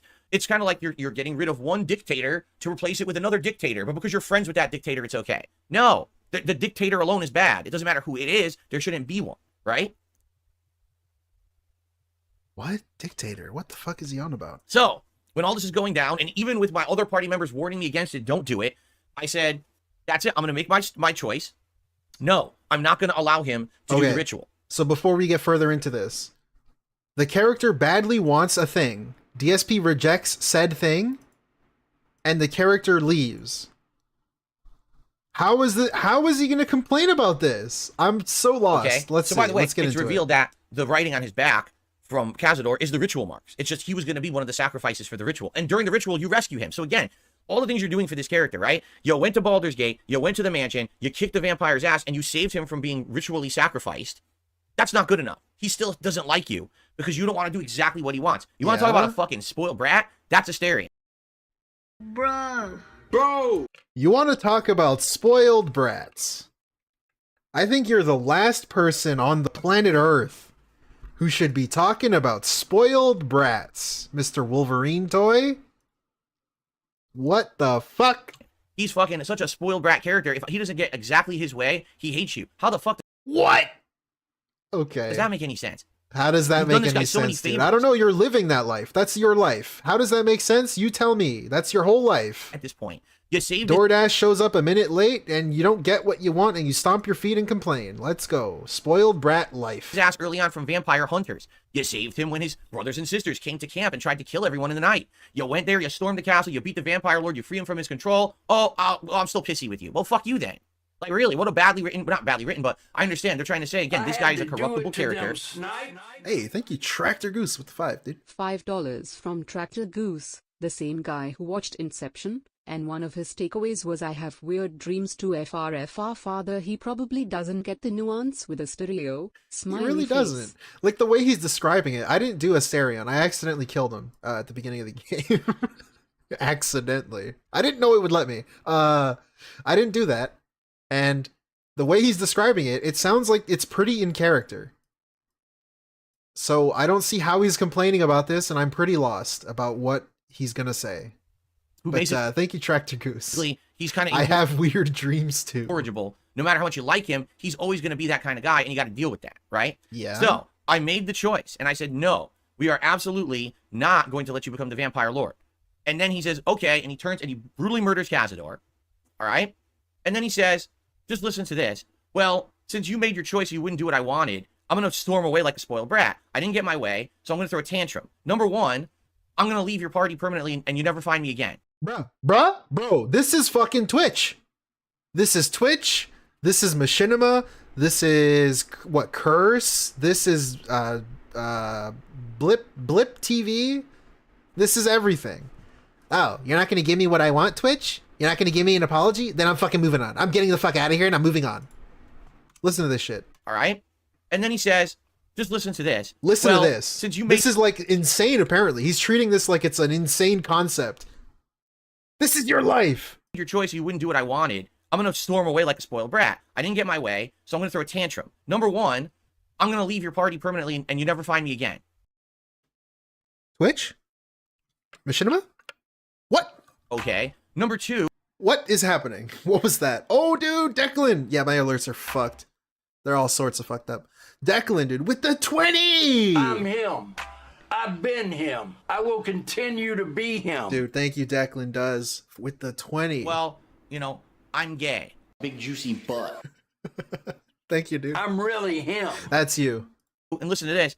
I've decided that because I can't Enjoy, get guys. my way, all those prisoners out there, all those imprisoned turns, just like me, they're all vampire spawn. Oh, they'll never be freed. And he takes the staff, that's the doors to the cells for the prison, and he snaps it on his knee. So now all those people are stuck permanently and can never be freed because he's a spoiled fucking brat. He didn't get his way, so now it's tantrum time. And it's like, wait, what? You didn't gain anything by doing that. You're just an asshole, right? So then he What about all your Twitch viewers that you left behind when you moved to YouTube? Those people will never be able to watch me again on Twitch. Yes, spoiled brat. This guy knows all about that. Comes away, and I'm like, listen, all right, let me get this. All right. If he's out of my party for good, okay?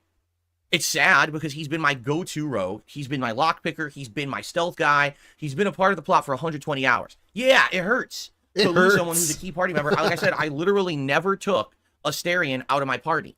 He was there from the get-go. Was he in love with him? What the fuck? That I always had in my What's party, happening? right? So it sucks to lose him. But I said, I'm going to live with the consequences of my decisions. I chose the moral path. This is That's Rambo. the path that he didn't like. If he doesn't like me and he doesn't want to be with me anymore, that's fine. Leave, okay? Yo. This is insane how many things you could apply this to. Like, the things he's complaining about, the way he's treating this is just him and Rambo. It's him and Twitch. It's him and Machinima. What the fuck? Somehow he can't make that connection. So I receive a sack of items in my inventory. He's like shitting on him because he's a spoiled brat. But like, brother, come on. That's you. You're Asterion. It's over 100 items. I said, oh, this is his inventory. This is what he had sitting in his inventory, and they give it to you so that way you don't lose all the inventory items when you leave the party. Fine. So we go back to camp. So what are we going to do? Well, for now, Asterion's gone. Let's just get someone else quick in the party. Let's do another mission. So I did. I put another character in the party. We went and got another mission. We actually recruited another character, which is wild. I recruited a new character 120 hours into the game. I'm thinking that's probably the last one. So someone says, you know, in this game, the cool thing about it is once you hit level 12, which is the max level, which I hit a while ago, you can respec characters to however you want. And so you could essentially make a second Asterion out of this new character, Minsk, who we recruited. And I was like, oh, okay, that's neat. Let's do it then. So we did. We literally went in and built Minsk into the same Gloomstalker build that Asterion had. And I was like, well, this is excellent. Let's just have him be the new Minsk. And we'll have a new character to boot, and we'll get to learn new lore and everything. Oh, now so we do all that. And I'm like, well, here's the thing. Half the stuff that Asterion was doing was because of his gear. He had a piece of gear that gave him a first attack every time, every fight. That was a critical hit, giant damage first attack, which is awesome.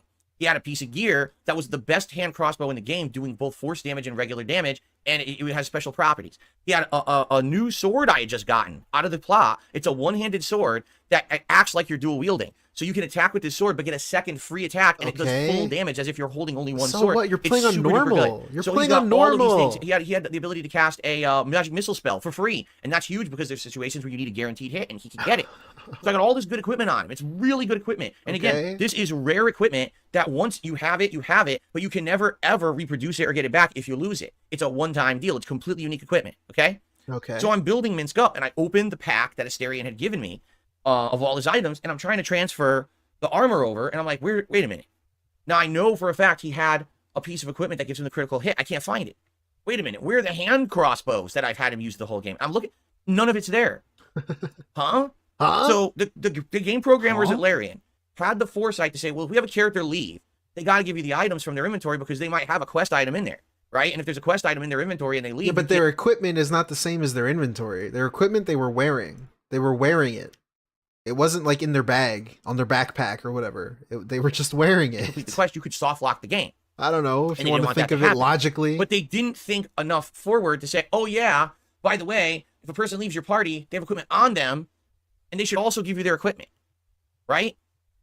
But how would I have known that a character leaving my party means that he leaves with unique critical items that I built over the course of the game specifically for his build, and now because those items are gone, I can never use that build ever again. And it's true. With this particular build that I made, oh my god, I can never have that kind of combination of attacks where gameplay every is lost, all right? You just repeated himself. Here's the thing. Because some people have been defending this, all right?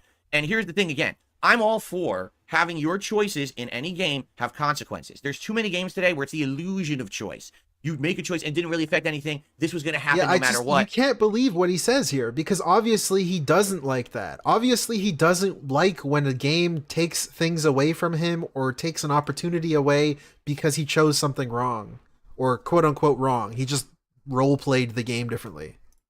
Obviously, you don't like that when you're complaining about it. Just load your save. And it's bullshit. And I don't like games like that. I All he like has to games do where is your load his choices save. directly impact That's all he the has to results do. and the plot and all of that. I really enjoy that.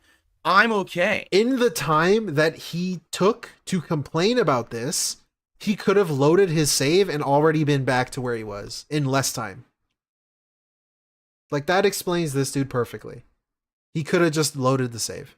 With actually having a character who's written to basically kind of be like a spoiled brat, like Asterion is, and that's okay. I'm not arguing with the character. The character's fine. What? But if I make a moral choice and he's going to leave, all right, I'm okay with that. What I'm not okay with is the game now having a new game mechanic never explained It's ever not throughout a the new- entirety it's of the not a game, and a game mechanic. mechanic that they had enough foresight to say, we don't want to soft lock you, so we're going to give you all of his inventory, but then he's going to run away with all the items that he has equipped. It doesn't make sense, okay? It just doesn't. You might say, well, what's he going to do? Strip naked when he leaves your party? Yeah, because here's what should happen. If he says, well, I'm leaving, immediately you should say, hold up.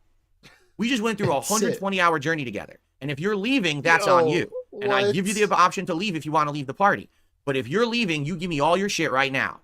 And then there should actually be dialogue. Could you imagine if Twitch said that to him? Hold up, Phil. Now, I know you're leaving Twitch, but you need to give us back all the money we gave you.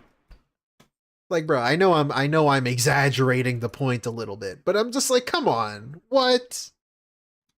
Doesn't really matter. It's a video game. You could have just loaded and done it again. Come on, dude. This is so stupid. Between you and the character. Why is this a 30-minute plus the other 10-minute video? Why is this a 40-minute rant? Like, come on. Character hashing it out. Maybe there's a persuasion check. Maybe there's an intimidation check. And then the option should be either you just let him go scot-free, or you have to convince him to give you your items back, or you fight him. And if you win, you keep the items, right? That's what should have happened. Not, oh, he decides to leave. He disappears from the fucking game. Literally, he just goes, bloop, he's gone. They wipe him from game's existence. And now you have no option whatsoever to get your shit back. That's bad game design. But it's not your shit, though. See, he's confusing the two. If you gave it to him and he's wearing it, then it's not your shit. It's his shit, right? He just gave you his backpack and left with what he was wearing. I don't know. I don't know. I don't know. I don't know why I'm trying. I don't know. I don't care. I don't care. And you might say, well, your consequences, your actions should have consequences. Yes, if you're going to lose the character, that's the consequence. And give me the extra step of role playing to have that dialogue so we can now determine what happens, because you're choosing to break our camaraderie, our fellowship. You're the one doing it, not me. I'm not sending you off. You decided to leave. He's fucking what? He's John Ramboing this shit. He's like what? He's actually going it's not my fault, it's your fault. Like, brother, this is a fucking Wendy's.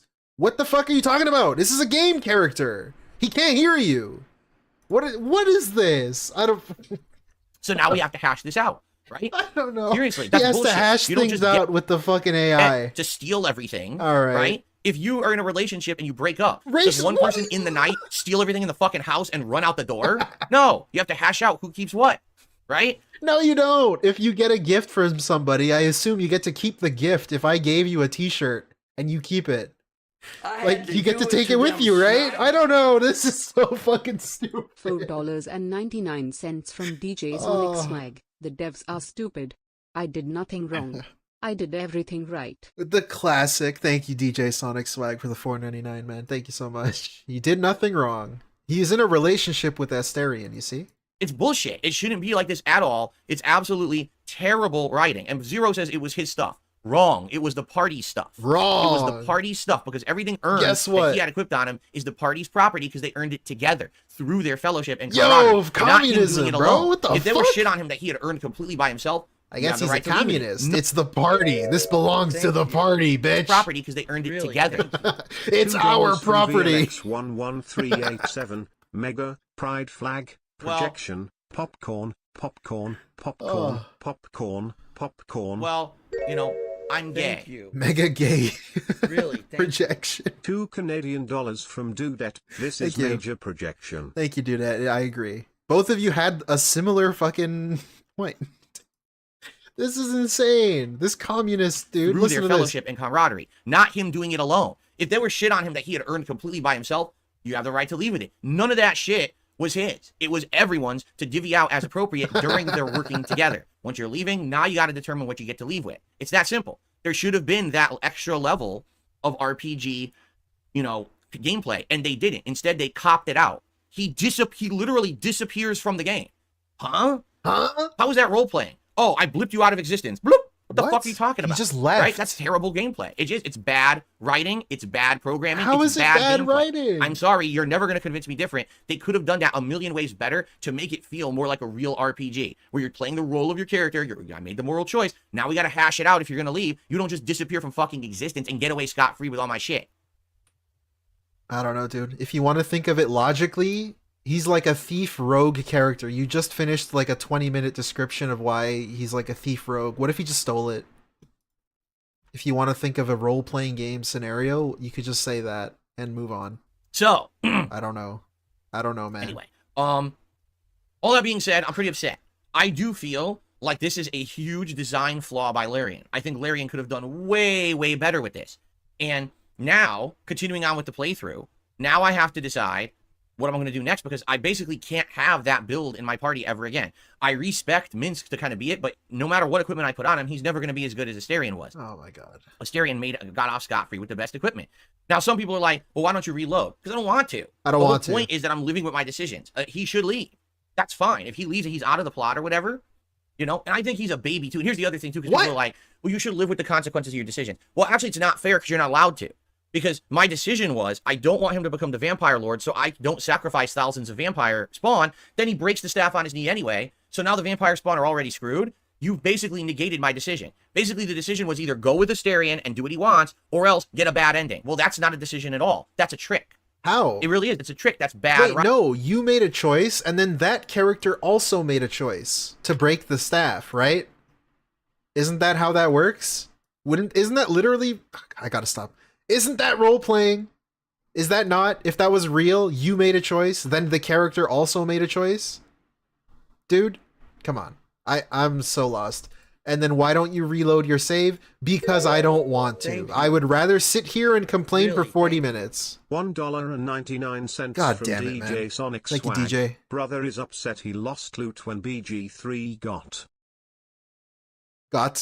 Game of the Year. Yeah, DJ Sonic. I don't know, man. This dude is a special one. And there's no way to know you're going to get the bad end by making the moral choice, especially, you know, you've been going the whole playthrough like this. That's bullshit. And so I think what it is, a lot of people would have said, hey, we're just going to, you know, we're going to reload. I'm not going to reload. You know, it sucks that that's where they went with that writing. Now, the funny part about it is some people have been telling me, well, you understand that if you had high affinity with Asterion, it wouldn't have gone down like that. If you had high affinity, then you can convince him otherwise. Well, right? there you go. Well, guess what? I can't have high affinity because I'm doing a moral choices roleplay. The whole Okay, how is he twisting this? This sounds like a Phil issue. This is a pig issue. How the fuck is this the game's fault? You just didn't like you oh my, okay, whatever. I'm not even gonna get into it.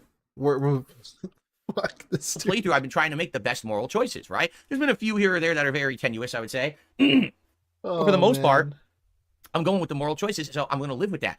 So apparently, you just can never have a good outcome with Asterion if you're a moral person in this game.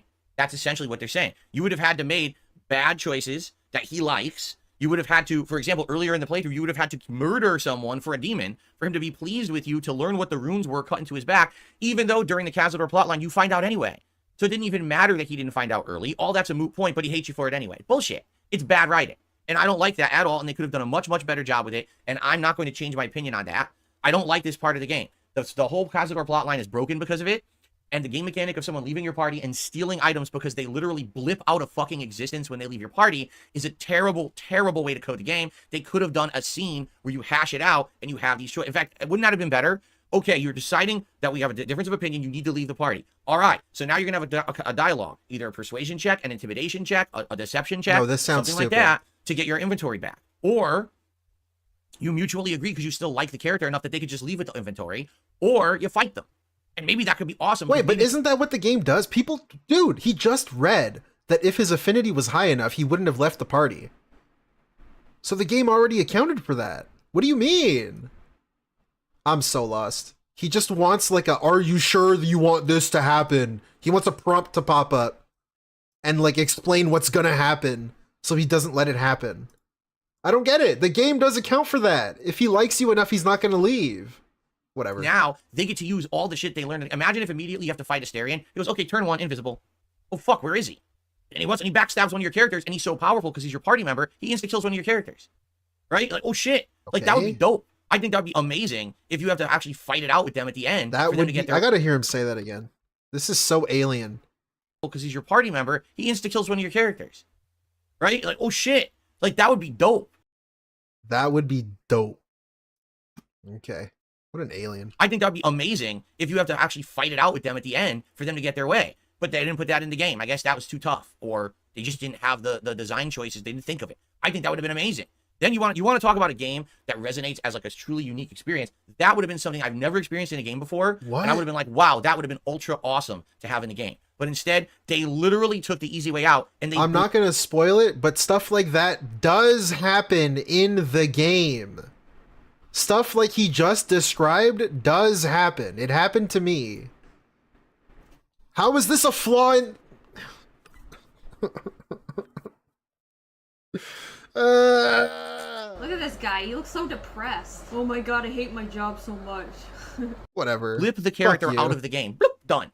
Code, line of I don't code. even love the game. Like, it's a good game, but it's like, it's not my favorite game ever, but it's a good game. How is he shitting on it this much? Because he's stupid. He shits on the game. Remove. Bloop, done. What the fuck is that? Whatever.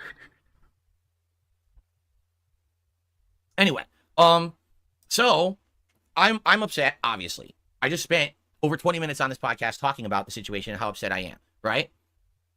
There you go. Shadow Dancer says, roll a 1, no bonuses. I like the fight idea, but bump his stats, make it a boss fight. Yes, I would love that. Make them a boss. Stuff like that does happen. Boss fight to get rid of this character from the story. If you kill them, well, that's why they're gone. Stuff like that does happen. It totally makes sense. I don't get it. I think people would have loved that. No, I would have absolutely loved that. It would have blew me away if that's what happens. I would have never expected that. And I would have been pleasantly surprised, but instead, it's seriously the easy way out. Yeah, Jessica Spears. It's ironic that he's complaining about a spoiled brat character while doing this whole fucking segment. Isn't that insane? Isn't that crazy? Straight up crazy town. What is happening? So lame. Make my own game. Where remark, I bought this game. I have the right to criticize it. I've played it over 120 hours. I can tell you where there's room for improvement instead of just sucking the balls of Larian Studios devs. Okay? Wait, I don't suck balls. I bought this game. I can tell you it. Wait, what? What did I just hear? For improvement instead of just sucking the balls of Larian Studios devs. Okay? I don't suck balls. Huh? What? I tell you how it is. This is a awful part of, well, you know, I'm gay. Then make my own game. Where remark, I bought this game. I have the right to criticize it. I've played it over 120 hours. I can tell you where there's room for improvement instead of just sucking the balls of Larian Studios devs. Okay? I don't suck balls. I tell you how it is. This is a awful part of the game that should be improved in future installments when they make them. They should make it better, not fuck you over. And the other part about it is, how is it fucking people are saying things like, well, if you had known that you were going to lose the inventory, right? Then basically what would have happened is you would have always done the decision to appease the person so they stay with you. You're right. And I think now, what you're seeing now, okay, is essentially the problem with this game. Now that you know that if a character leaves you, you lose their inventory, what's going to happen is for a lot of people, they're just going to make the whole game about appeasing the party members because they want to keep them in the party so you have that option of bringing that person in for whatever reason, for the plot, for a fight, for lockpick, whatever. You always want everyone happy with you, right? So instead of it being an RPG where you can simulate who you really want to be and make the choices you want, instead it becomes I'm a pleaser, a yes man, a person who just appeases my party members. This sounds like your life. This sounds like your life because I don't think most people play the first playthrough like this. I think most people just do whatever they think feels right to them in that first playthrough. How is it a flaw of the game if then on a second playthrough you know some things that are going to happen? How is that a flaw of the game? I don't get it. That, like, you don't have to please everybody. I didn't please everybody on my playthrough because I just knew it wasn't feasible. Like, I'm just going to go with who I enjoy most. Like, what the fuck are you talking about? So they'll never leave and I won't lose all of this work that I put into the game. That's terrible. That is absolutely awful. If you, like, he's arguing that it's awful, but if you choose to play that way, you can't really complain that it's awful because you're the one that's choosing to do that. And if you don't enjoy it, then why the fuck are you choosing to do it? That's bad writing. That's bad gameplay. That's bad everything. I don't get it. No one should have to play the game walking so on fucking eggshells, lost, man. wondering if they're going to piss one of their party members off and they leave and then you're fucked because the game mechanic is they disappear from the universe, right? Right. Whatever. So that's terrible. Hey, And Dwight Race. It should be improved. Legend. I'm him. That's you, man. Absolutely, positively, it should be improved. It's not. All right. I think that's something that, again, whether they patch it in or whether that's something that in a future installment they put into the game, that should be dramatically changed and overhauled. That's one of my major gripes with the game right now. I have a few gripes with it. As you know, I played 120 hours and I had some criticism. He's just reaching to this hate is on probably the game, my strongest one right now. That you could screw me I out of spent way the too gear I long worked on my this, ass off to man. get Fuck. and to create this build over the course of the We gotta move playthrough, on. and now you screw me, right? That is so unacceptable in my opinion. So anyway, that's my take, and you can disagree. And I'm sure there's tons of people out there who disagree. If you disagree, I want to hear your take, and I want to hear why you disagree in a valid way. Not just, oh, you're wrong and Larian's right, right? That's ball sucking. Okay? No ball sucking, What? right? I don't want to hear ball sucking around here. Ass Ball kissing, sucking. I had to do you know, it to knob them, stroking, snipe. none of that. I actually Jesus. $4.99 from DJ Sonic Swag. Restart entire playthrough from one bad pick in Chapter 2. Yeah, I don't know. I don't know, but because like the crazy part is he's not even talking about a pick from like hours ago. It's a thing he just did. He can just load the save and do it again. want to hear legit It's crazy. arguments Sonic. for why you think the way they've handled it is better than my proposed way to handle it. Okay? So, and by the way, here's another thing that people said. Well, That other agrees with RPGs me. do it. What RPG? Name one RPG where a Skyrim. character leaves your party Skyrim. and there's no option to ever get them back and get your gear back. Because I'm not aware of it. And by the way, I've played a ridiculous amount of RPGs in my time. I'm literally playing an RPG right now called Like a Dragon Infinite Wealth. There's two parties. When you switch from the plot from one party to the other, you still have access to the inventory Baldur's Gate 1 and of 2. the other party that you can't play with. Xenogears. Okay? Final I've played Fantasy. many Final Fantasy games where a character will leave Mass with Effect. inventory, but later on it Fallout comes back. 3. Or they put the inventory into your party inventory. They don't just remove it magically. It doesn't Chrono disappear. Trigger. The character doesn't blip out of existence. They've already solved this problem Yeah, King Jet. many, many times before in other RPGs. This RPG chooses to ignore all of those solutions and say, we're doing it our own way, a very annoying... I don't even know. Last time I'll say this. I don't even know how he's saying they choose to ignore these solutions, implying that his way of it is the right way, but also the game does account for it. If the character likes you enough, he wouldn't have left. Somebody mentioned that to him. And he said, no, it doesn't count. It's stupid. What? Like, why? The game does account for it. What do you mean? badly designed archaic way that punishes the player and makes it that now you're afraid of always pissing off a party member because they might steal all your shit. That's stupid. Sorry, it just is stupid. Okay? It's stupid. He's a spoiled brat. He's And like it's funny Rambo. because now some people are saying, well, what about Final Fantasy Tactics? Oh, Final Fantasy Tactics, a PlayStation 1 game. What? Excuse me. From the 1990s. What does that even matter? Yo, is he for real? Name a game that has the same mechanic. Names a game. Wow, this game is old, idiot. What are you, fucking stupid? What? That's your best counter to what I'm saying in 2024. It's one example, you over piece of 25 years shit. later. You said name a game. What are you talking about? Holy fuck. I need to hear this again. One game. Excuse me. From the 1990s. That's your best counter to what I'm saying in 2024, over 25 years later. Nothing's advanced since then. Nothing's gotten better. Holy fuck, Right? dude. How about this? If you want to play Final Fantasy Tactics, go play Final Fantasy Tactics. This What? is an RPG All right, in the bitch, if you want to play baby mode, go play another game. What do you mean? modern day that's supposed I'm to have so modernized mechanics lost. that are appeasing and appealing to the player. All right? I'm playing this game because I want to simulate a certain style of moral compass in my main character. I don't get it. And I should be able to live with If he wants a different game, then go play a different game. Maybe that's just how Baldur's Gate 3 is then. If that's how it is, then that's how it is. that's the choices without getting dirty surprises like this. being Dirty completely screwed. surprises. How does it make any sense that Asterion had the foresight to say, well, we don't want to soft lock you. So we're going to give you a bag full of all the items that Asterion had in his inventory, but not anything he actually has equipped on his person. That's it's his bullshit. clothes. Either it's all or nothing, not being selective about the shit. It's not That's selective. really It's his stupid, equipment you know? versus his items.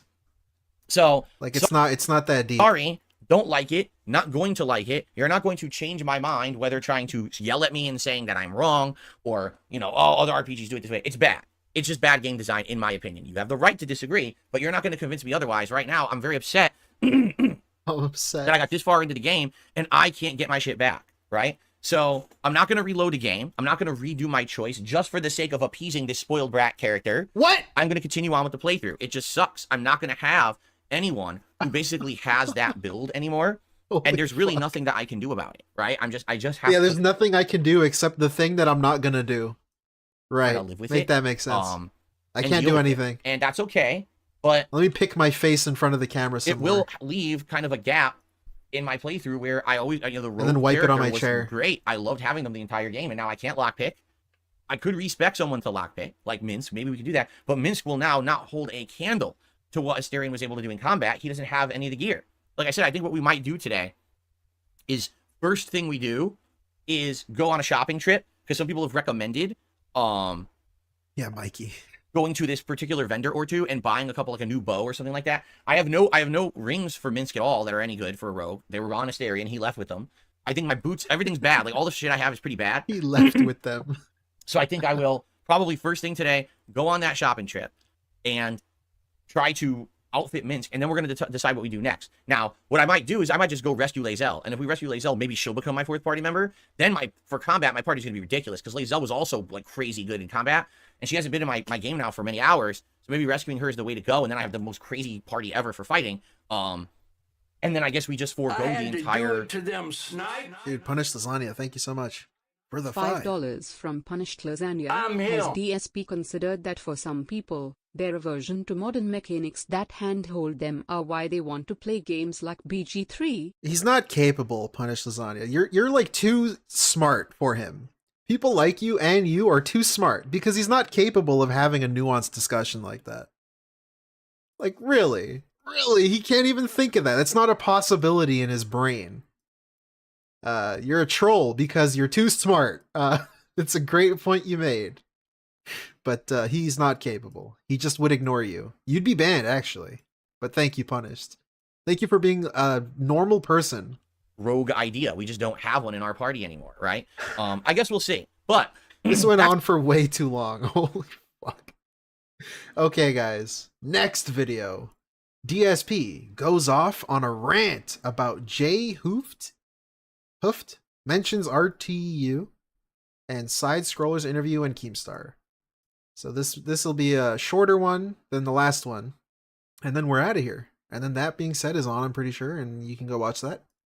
And thank you. I received another $10 tip, also from 1 Minute Man. Wow, thank you, 1 Minute Man. Wow, thank you. I appreciate that. No problem, LR. He says, my take on the JKB story, if you don't know... Yeah, before we start, great point, Rebsy. He's not a drama guy. He doesn't bring up drama. He doesn't want to talk about drama. Keep that in mind. What he's talking about, this is this Jay Hoofed guy, the former editor of Review Tech USA, who I guess is going to get gotten into a spat with him and supposedly wanted to have me on just like a quick show for like a chill stream or something. And then I guess he's bipolar or something because he says something publicly that literally didn't happen in the talks we had. You should. If you want that skinny on that, I made a video about it yesterday. You can check it out. It's right here on the channel. What if he is bipolar? That's very insensitive. He says, if a random person tells you that Joe Biden wants to come to your stream, would you believe them? If someone wants to come on your stream, they should contact you, not some random person.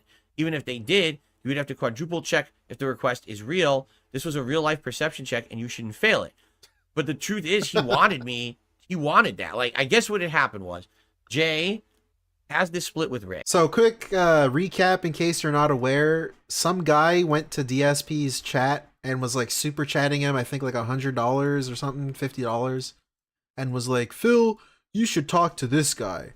This guy, Jay Hoofed, is a cool guy. He did it twice, a bunch of money. And then DSP messaged Jay Hoofed first. So DSP initiated the conversation. Just keep that in mind. And he's doing his own streams now, and people are actually paying attention to the guy now because they're like, haha, you know, it's drama, right? I guess he had said on his streams, yeah, I would like to just have like a chill stream or conversation with Darkside Phil, because that's someone that Rich craps on all the time. So it would be surreal to actually have a conversation with the guy, you know, because Rich never has, you know. And so this guy, Ones to Sense, who was on my streams over the weekend, had presented this opportunity. He says, I'm actually someone who I work with Jay all the time, and he's expressed interest in talking with you, would you consider it? I said, I'm open to just a conversation about anything, gaming or whatever, something positive. That's cool, you know? And that's how it was presented. This wasn't an interview. This wasn't an interrogation. It has nothing to do with me. It's just talking about games and life and stuff like that. It was supposed to be casual and fun. And I'm like, that sounds like a plan. So I DM'd him and we had a conversation back and forth that was literally to that effect. Don't talk about drama. Don't talk about Rich at all. Let's just have a conversation as two gamers and two YouTubers and have a good time. And we were actually talking specifics of how to set that up. He had wanted to do a talk beforehand, like on the phone or something, to lay out the specifics of how we were going to make it happen, because I don't know how we would even do that. Like, how, if we were to do it... Wait, he would have been okay with this guy calling him on the phone, but not Keemstar? Co-stream it, where we both stream our perspectives? Or would it be only on one of our channels? Would it be an offline thing we do and record and we each upload, which we could have done that too? Like, I have no idea. And I think that's what we were supposed to talk about. And the next thing I know, Jay is tweeting, oh, well, the whole DSP thing, I only entertained it because he reached out to me and he's never going to have a serious interview and talk about the important topics. He's just like everyone says. Amen. So I'm like, wait, what? Like, literally nothing you're tweeting about is anything we ever discussed. You said you wanted to have a casual conversation with me. That wasn't drama. That was positive. You didn't say anything about an interview. You didn't say anything about questions or nothing. It was supposed to be us just hanging out, which I'm totally open to. Why did you fucking tweet all that on Twitter? Like, it has nothing to do with the conversation we're literally having in DMs right now. So the moment that I see that, that's it for me, you know? Like, I hate to say it, but the guy feels like he's two different personalities. And on the one hand, he says one thing, and then on the other hand, he's acting like a completely different thing happened that didn't. Okay. You know? So I don't understand it. It completely blows my mind. I'm like, well, whatever. And here's the thing. I'm done with it then, right? If that's the case, I already know I can't trust this person. So what's the point? You want to know my honest take on it is this. This is a guy who worked for Rich for a while, right? Right. He literally has his hands and his mind in this kind of drama sphere, not detractor, but like TMZ style content. This is what he did for a long time because he was paid to do it for Rich. Yeah, Chef D. He's ingrained in it, right? He's probably all about it, and he probably wants to continue it. So that's why he has that mindset. He probably already has this weird misconception about me because of all the stuff that Rich has said and done about me. So he's already got this mindset, and he's not willing to have an open mind and just have a conversation with me, apparently. Like, here's the fun part about all of this, right? What's the fun part? People think that, like, I'm not a normal person who's capable of, like, a Hold on. People think that, like, I'm not a normal person. Yeah. I mean, I would have to agree with that one. I don't know about you guys, but I agree with that one. I don't think he's normal. Who's capable of, like, a conversation. Why? Just because I don't have it publicly on a stream doesn't mean I'm not capable of having a conversation. I was so blown away that he reached out and talked to me. Why? Like, because you're DSP. Really? Like, he's really confused about this. You're DSP.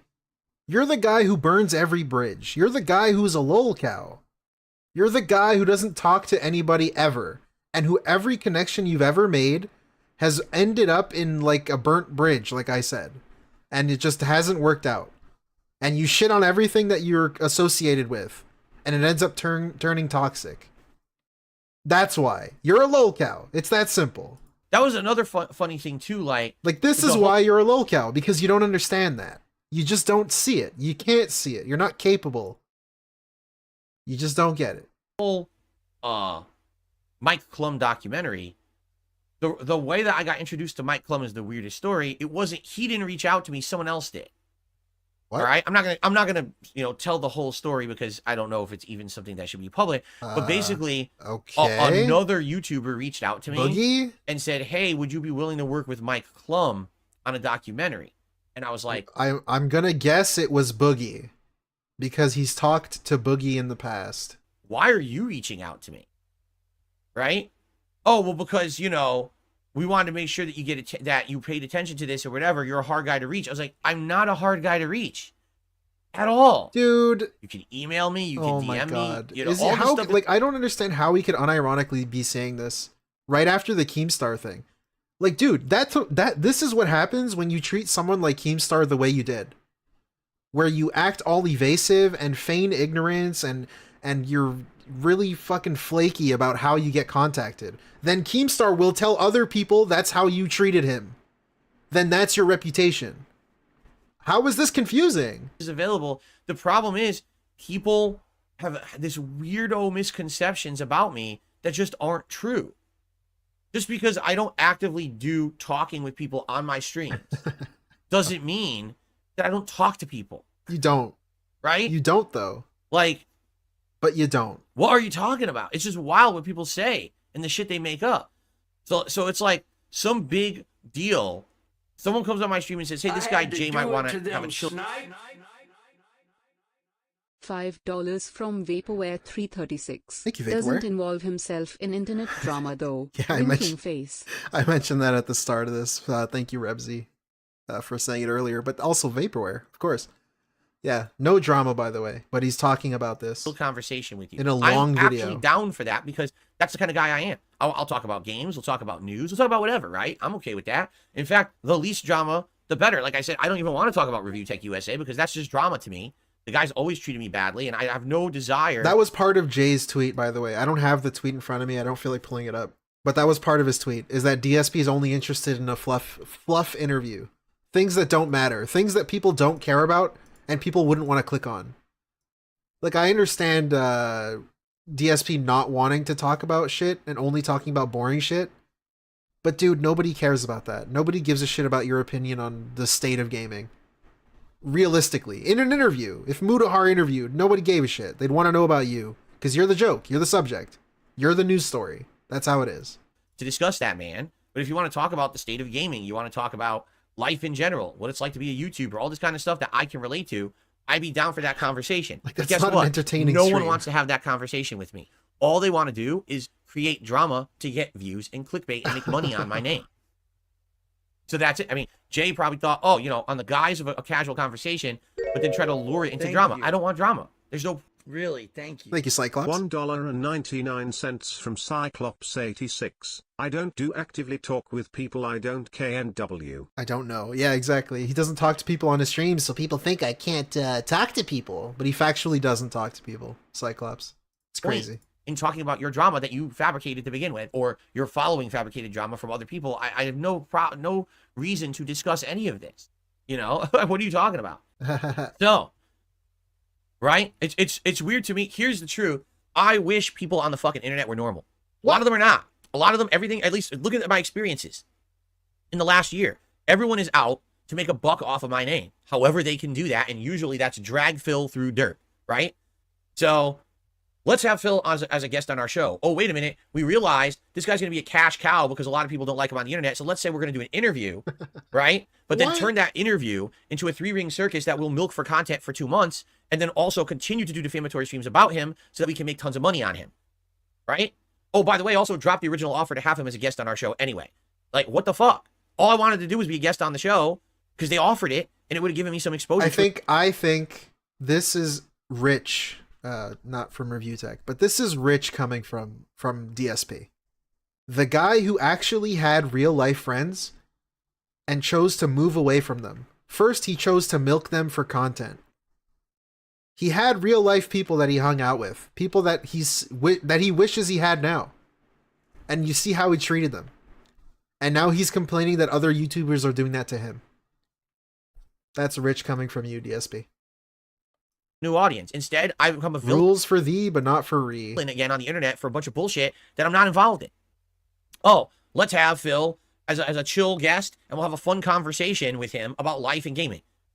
Oh, well, you see, Phil didn't want to do a serious interview about the serious topics that he's accused of, so he's never going to want to do that. So, you know, he's just like everyone says, what are you talking about? What the fuck is wrong with you? No, really, what the fuck is wrong with you? You got problems up here. What? You do. You're out of your fucking mind. Not everything in life is meant to be something to personally gain from, right? You're out of you're insane to say stuff like, to act like that. You're fucked up, right? Like, it doesn't make any sense at all, right? This is just hilarious to me because people, by the way, message me and talk to me all the time, email me all the time. How is there a conception on the internet that I'm hard to reach? What, because fucking Keemstar said it? He's a fucking liar. What? He's a liar. He made it up on purpose to create more drama and content for him. You know, stop He made believing it up. idiots. You know what I'm saying? Like, it's fucking ridiculous. You think if I message this guy Okay, right now, anyway. he would respond to me? Probably not. Anyway, enough with that nonsense. Like I said, I'm done with it. I blocked Jay. I'm not talking to him ever again. There's no point. That's it. Like, I got my one. I gave him the one chance. I tried to be nice, and immediately get stabbed in the back and treated like dirt. Well, fuck you. I'm done with you. Never deal with you ever again. Move on with my life. I got shit going on for myself. I don't have to worry about you, man. right? Uh-huh. Cornell? Light and darkness is, I think this mentality is common. People don't have common fundamental values like they used to. People just don't have a moral compass anymore. Oh my God. Right? Like, it used to be, if you did something that hurt someone, even if you benefited from it, somehow you feel bad about it. Now it's like people just don't care anymore. What? I will say and Dude. do whatever I want. I will destroy people around me. I will step on them to get ahead. Yeah? And no one seems to feel anything bad about that whatsoever.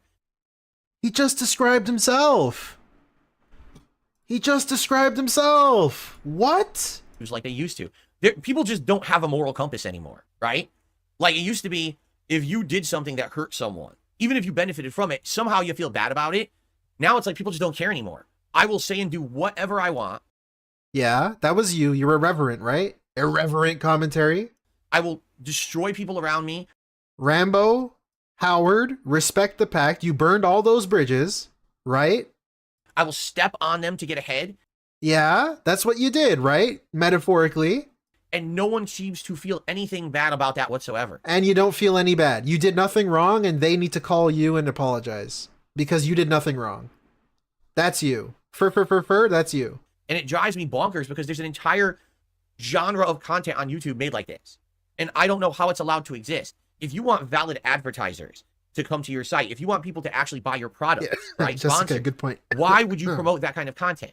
All that kind of content does is create toxicity, and it harms people. So why would you advertise and pay for it? If anything, that content should be completely demonetized on YouTube. Therefore, these idiots won't do it anymore, because the only reason they do it is because they get popular doing it, and then they make tons of money. So fucking stop supporting the toxicity, and it'll go away, right? But instead, it seems like YouTube promotes it. YouTube pushes it with its algorithms forward, and all you can find is the toxic content. You can't even find the positive content anymore. Like, why did they do that? They're idiotic. Did they not realize that their site would be much better with positive content pushed to the forefront? I don't know. I don't really watch drama videos, so I don't get recommended drama videos. I don't really see his point. It just depends on what you watch. That to get whatever. the advertisement and that to get the promotions and stuff. Like, it doesn't make sense at all. The way that they've done it. It's they keep shooting themselves in the foot with this shit, you know? And why? Then you get everyone copycatting. You know, it started with guys like Keemstar, and you get the copycats like Rich, and then you get the copycats of the copycats, and it's just going to continue forever, and YouTube will continue to get worse. You know? A lot of people say, you know, that I'm outdated, I'm a dinosaur. Yes. Because I stick to an old era of YouTube content creation style. You're right. No, it's you're because you're absolutely born. right. I don't want to ever And you be should pulled into a have vortex died in like Minecraft this, a long drama time ago. vortex of, oh, you see? Well, this is good that Phil brought me up today because now I can milk that for a video view. I can make a video about it and get clickbait and stuff. It's like, I didn't want to make that video yesterday about Jay. I don't care about the guy. What? But everyone kept coming on my streams and asking me. And I said, well, I'll just do it now. That way my statement's out and I don't have to bring it up anymore. Right? Stupid. I don't want to waste time on that shit. And that's why I'm happy that I did it that way, because then people won't come on my gameplay streams and ask me about it because it's already taken care of. So even he paused his gameplay to make a dedicated drama video. And somehow that's not his fault. Somehow he's pinning that on his viewers. People were asking me. Like, brother's not in control of what he fucking is able to do. He has no self-control. He's not responsible for his own videos. Right? I can't believe it. It's just awful. I can't believe it. I hate it. I fucking hate all of it. I hate it. I hate it. That's why I made a video and I'm still talking about it the next day. You know? Of all the things you can accuse me of over the years, right? You can say my bad behavior back in the day with my commentary, which was way, you know, irresponsible and offensive. And then you can say, you know, at one point, Phil thought his shit didn't stink. He was really cocky and egotistical. At one point, when this is how you don't play happened, when he had falling out with various people during those years and all that, he was a real piece of shit, right? I will agree with all of that. All of that negative criticism, I will take and say, you're right. And that's why I've really worked hard in the last many years to change myself as a person, right? Right. I've tried to become a better person. I understand now that I'm a fallible human who makes lots of mistakes. I try to take feedback. I try to improve. And I hope that you've seen that improvement. that I've worked for over the last several years. But the one thing that I can always say, all right, is that in all the years that I've been a content creator, I never had to step on other people to get where I was. I never actively hurt anyone. Tobiscus? Justine? To do what Alpha I do Omega to make a living, or to get any kind of popularity, right? You shat on the game, Grumps. I mean, even you shat on the creatures. As much as you'll watch back and you shat on your friends. You know, that video of John Rambo and Howard kind of crapping on me. What you'll always hear John say is that I was fair with pay because I didn't want to step on someone or crap on someone or ruin someone's reputation or whatever. I wanted everyone to come up with me. You understand? So I never really wanted to feel like, oh, Phil just used us as a ride or whatever. No one's going to say that. Because I didn't. In fact, I did no collaborations. I did no screw jobs. You know, none of that exists ever. Right? I'm not even going to bother to fact check him there. You guys already know. I did no collaborations. I didn't screw anybody over. I did no screw jobs. After he literally, I gotta stop saying that. After he just said how he mistreated people in the past and he was irreverent. But that never happened. At all. And that's a good thing. At all. Right? That I can go back and look at my history and say, even though I made all these mistakes and all these things I've done wrong, did I really hurt anyone in the process? Right? Did I have any awful things that I did to people around me? He really thinks that if he just sits here and says that I didn't hurt anybody, then that means nobody is hurt. It's like his Project 7 scam, where he was trying to just say nobody felt scammed by this except one guy. He thinks that's good enough. Like, he thinks that means that literally nobody got scammed. Just because I say it, it makes it true. That's how he thinks. That's what he's actually thinking. God damn, man. This guy. That really makes me be categorized in line with a lot of these other people, right? I would hope that when all things are said and done at the end of the day, people will look and say, wow, he made an insane amount of content that made people laugh. Didn't make people point fingers and yell and get angry and toxic with people. He didn't defame people all day. He just made people laugh.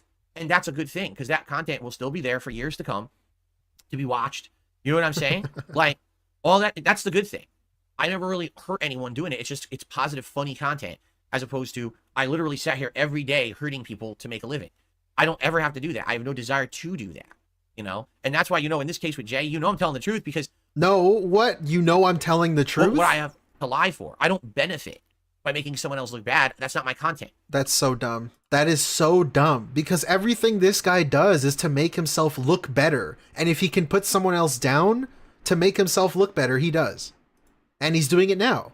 I don't know the guy's conversation. They didn't leak the DMs or whatever, but I can tell you this dude's lying about something. You just can't trust him. With how much this dude lies about everything, you just can't trust anything he says. Even when it comes to something as stupid as this. That's not what I want my content to be, right? So you know I'm telling the truth about the situation. You know I'm telling the truth because I don't want my content to be the thing that I am currently talking about. The thing that I am making my content about, I don't want my content to be about it. What is wrong with you? Like, actually, what is wrong with you? Because I have nothing to gain from it. I have nothing to gain, except that you think that you look good in front of people. And that's all you care about. Because you really care about what other people think about you. By lying at all. Right. Whatever. Anyway, all right. I guess that's it for today. We're out of time. So let's end the stream and get into Baldur's Gate 3, shall we? All right. So thank you all. By the way, happy spring. It is officially spring now for a day here in Washington State. And now we have cooler weather again, which is hilarious. All right, I don't care. One more video, and then we're out of here, actually. We got one more. It's a short one. Thank you guys for everything, by the way. I hope you're enjoying. All jokes aside, do you ever consider So DSP says his viewers and fans are his customers, and he's the boss. your fans as your boss since your business is fan-funded? If not, what title would you give them? Thanks for the content. Hashtag DSP Politics to save the business. Ugh. What? Okay. Do you consider your fans as your boss? They pay you, Okay. right?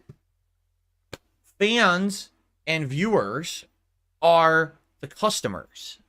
Okay? Not the boss, the customers. But they pay you, It's the though. same as if I operated any business, any independent business out there, whether it would be a shop where people bring in their computers and people repair them and put them back out. A shop where it's a sandwich shop and you make food The for shareholders. customers coming in and you sell it to the customers. It's what it is. The difference is it's not a paid for upfront service. It's free. And then you basically tip after the fact if you like the service. You understand? So that's really how it works. So No, not the boss. The boss is me. I'm the one who determines how to run the business, what products I'm going to offer, hopefully making those appealing to the customer base. So how are they the customers? That's a great point. The customer is always wrong, John Smith. How are they customers when you treat them like shit? How do you expect to keep a business? Stuff like that. But I make my schedule. I make my hours. I make the content. I make the streams. I decide what to do.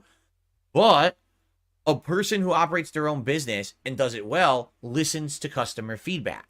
And that's what I've learned to do more and more over the years. Take in all of your feedback. Tell me what it is you like and don't like about what I'm offering at my business so that I can try to cater it more towards what you want. Now, the thing is, much like any business, I can't make everyone happy all of the time. I can please this group of people today and this group of people tomorrow, but I can't just please everyone because everyone's different. Everyone's looking for something different when it comes to anything in life, right? You might like a chicken sandwich, the guy next to you might like a burger, and the guy over there might want a Philly cheesesteak. And that's, you know, that the store can't make the best sandwich for every person. I'm lost. Same thing here. One person might like content that's fighting game related. One person might like RPGs. One person might like, I don't know, action games. One person might like it when I play a more challenging game where I fail and rage, but I persevere. One person might just like chill gaming where I was laid back and I'm more interactive with you guys. You know what I'm saying? It's all very different, and it's all for different I think he lost the argument. I have no fucking clue what he's saying. Right? So, yeah, that's the truth is, you know, it's just like any other store. I got to figure it out for myself based on feedback from you. But ultimately, I'm the boss. I'm the boss, bitch. Know your place. I steer the ship. I direct the content, right? It's not me working for someone else for them to personally benefit on the work that I'm doing. I benefit from the hard work that I put in. You know, I don't feel underappreciated because I am the one who ultimately determines my level of success based on my level of dedication and hard work, right? That's the difference. But no, the viewers and fans are not my boss. They're my customers. And I need to make sure that I'm doing what it is that they want. Because if I'm making content that nobody wants, then I'm not going to have any customers come and pay for it, right? Exactly right. God, that face. This dude's such a snake. Such a snake. Everything he says just fades away the next day when he's talking about something else. I have to do what people want. Except, I'm gonna play what I want. I'm gonna play Baldur's Gate, and I'm gonna play like a dragon because I want to play it. We saw that earlier, in case you're wondering what the fuck I'm saying. Wow. Okay, hey guys, well that's the stream. That being said, starts in like 7 minutes.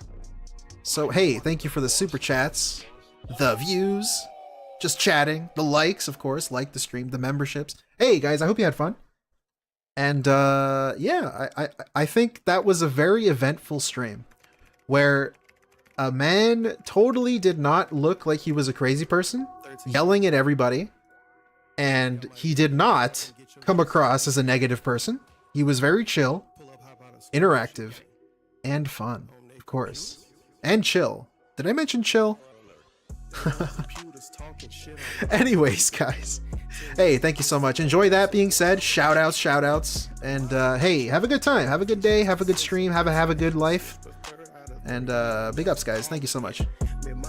Mr. Hustler, Vanilla on speed dial. My niggas wild. Can't forget Theo when he the golden child. Who else on kicking swaggers and DSP on some goofy shit. KG a bitch. Trips to Japan, he get finesse by a chick. He a trick. I just made a brand new socket. What we do, huh? We just trolled a brand new op, bitch. AG Almighty Egg Gang, what up? Get your shit scrambled, gang. You can't get played like Rambo, how would other pack your girl a snack? She go get swipe right to see how you react. DSP is how you don't play, he failing games every day. Buying fast food with tips is why he gained weight. We troll a chill, socks is real, man, it's been a drill. Subcon went up a few days ago, bro, you know that ain't real. The streams ain't chill, you yawn and complain about your bills. Cackle be gon' damn near every night, you need some gin for real. You diss Ninja, PewDiePie, and the Almighty. What the fuck? How you go feel when them Twitch cops not on your side? That ass back. Kicking the furries, sweaties do sweet just like some McFlurries. Check put on sub, only mode the moms don't have to worry. Do them dirty. X pull up with the shit, they get super nervous. What's the purpose? Praise be his name, Almighty at your service. Pull up, they log in, what's up? No tips, no bits, they talk tough. Let me change up the style. Ooh, hey, game we go wild. Hey, what? We hooligans cooling and bullying and fuck next we up now. Hey, game we go wild. Hey, what? We hooligans cooling and bullying and fuck next we up now. Hey, shout out to Susan and big ups to Porsche for holding it down. Hey, niggas out here trolling with a couple grand. Fucking face. To me that sound like you a fucking fan. Hey, you and dirty ex pull up with this shit, they get super nervous. What's the purpose? Praise be his name, almighty at your service. Praise be. I'm him. I've been him. I will continue to be him. Look at this guy. He looks so depressed. Oh my It's god, I hate my job Devin's so fault. much.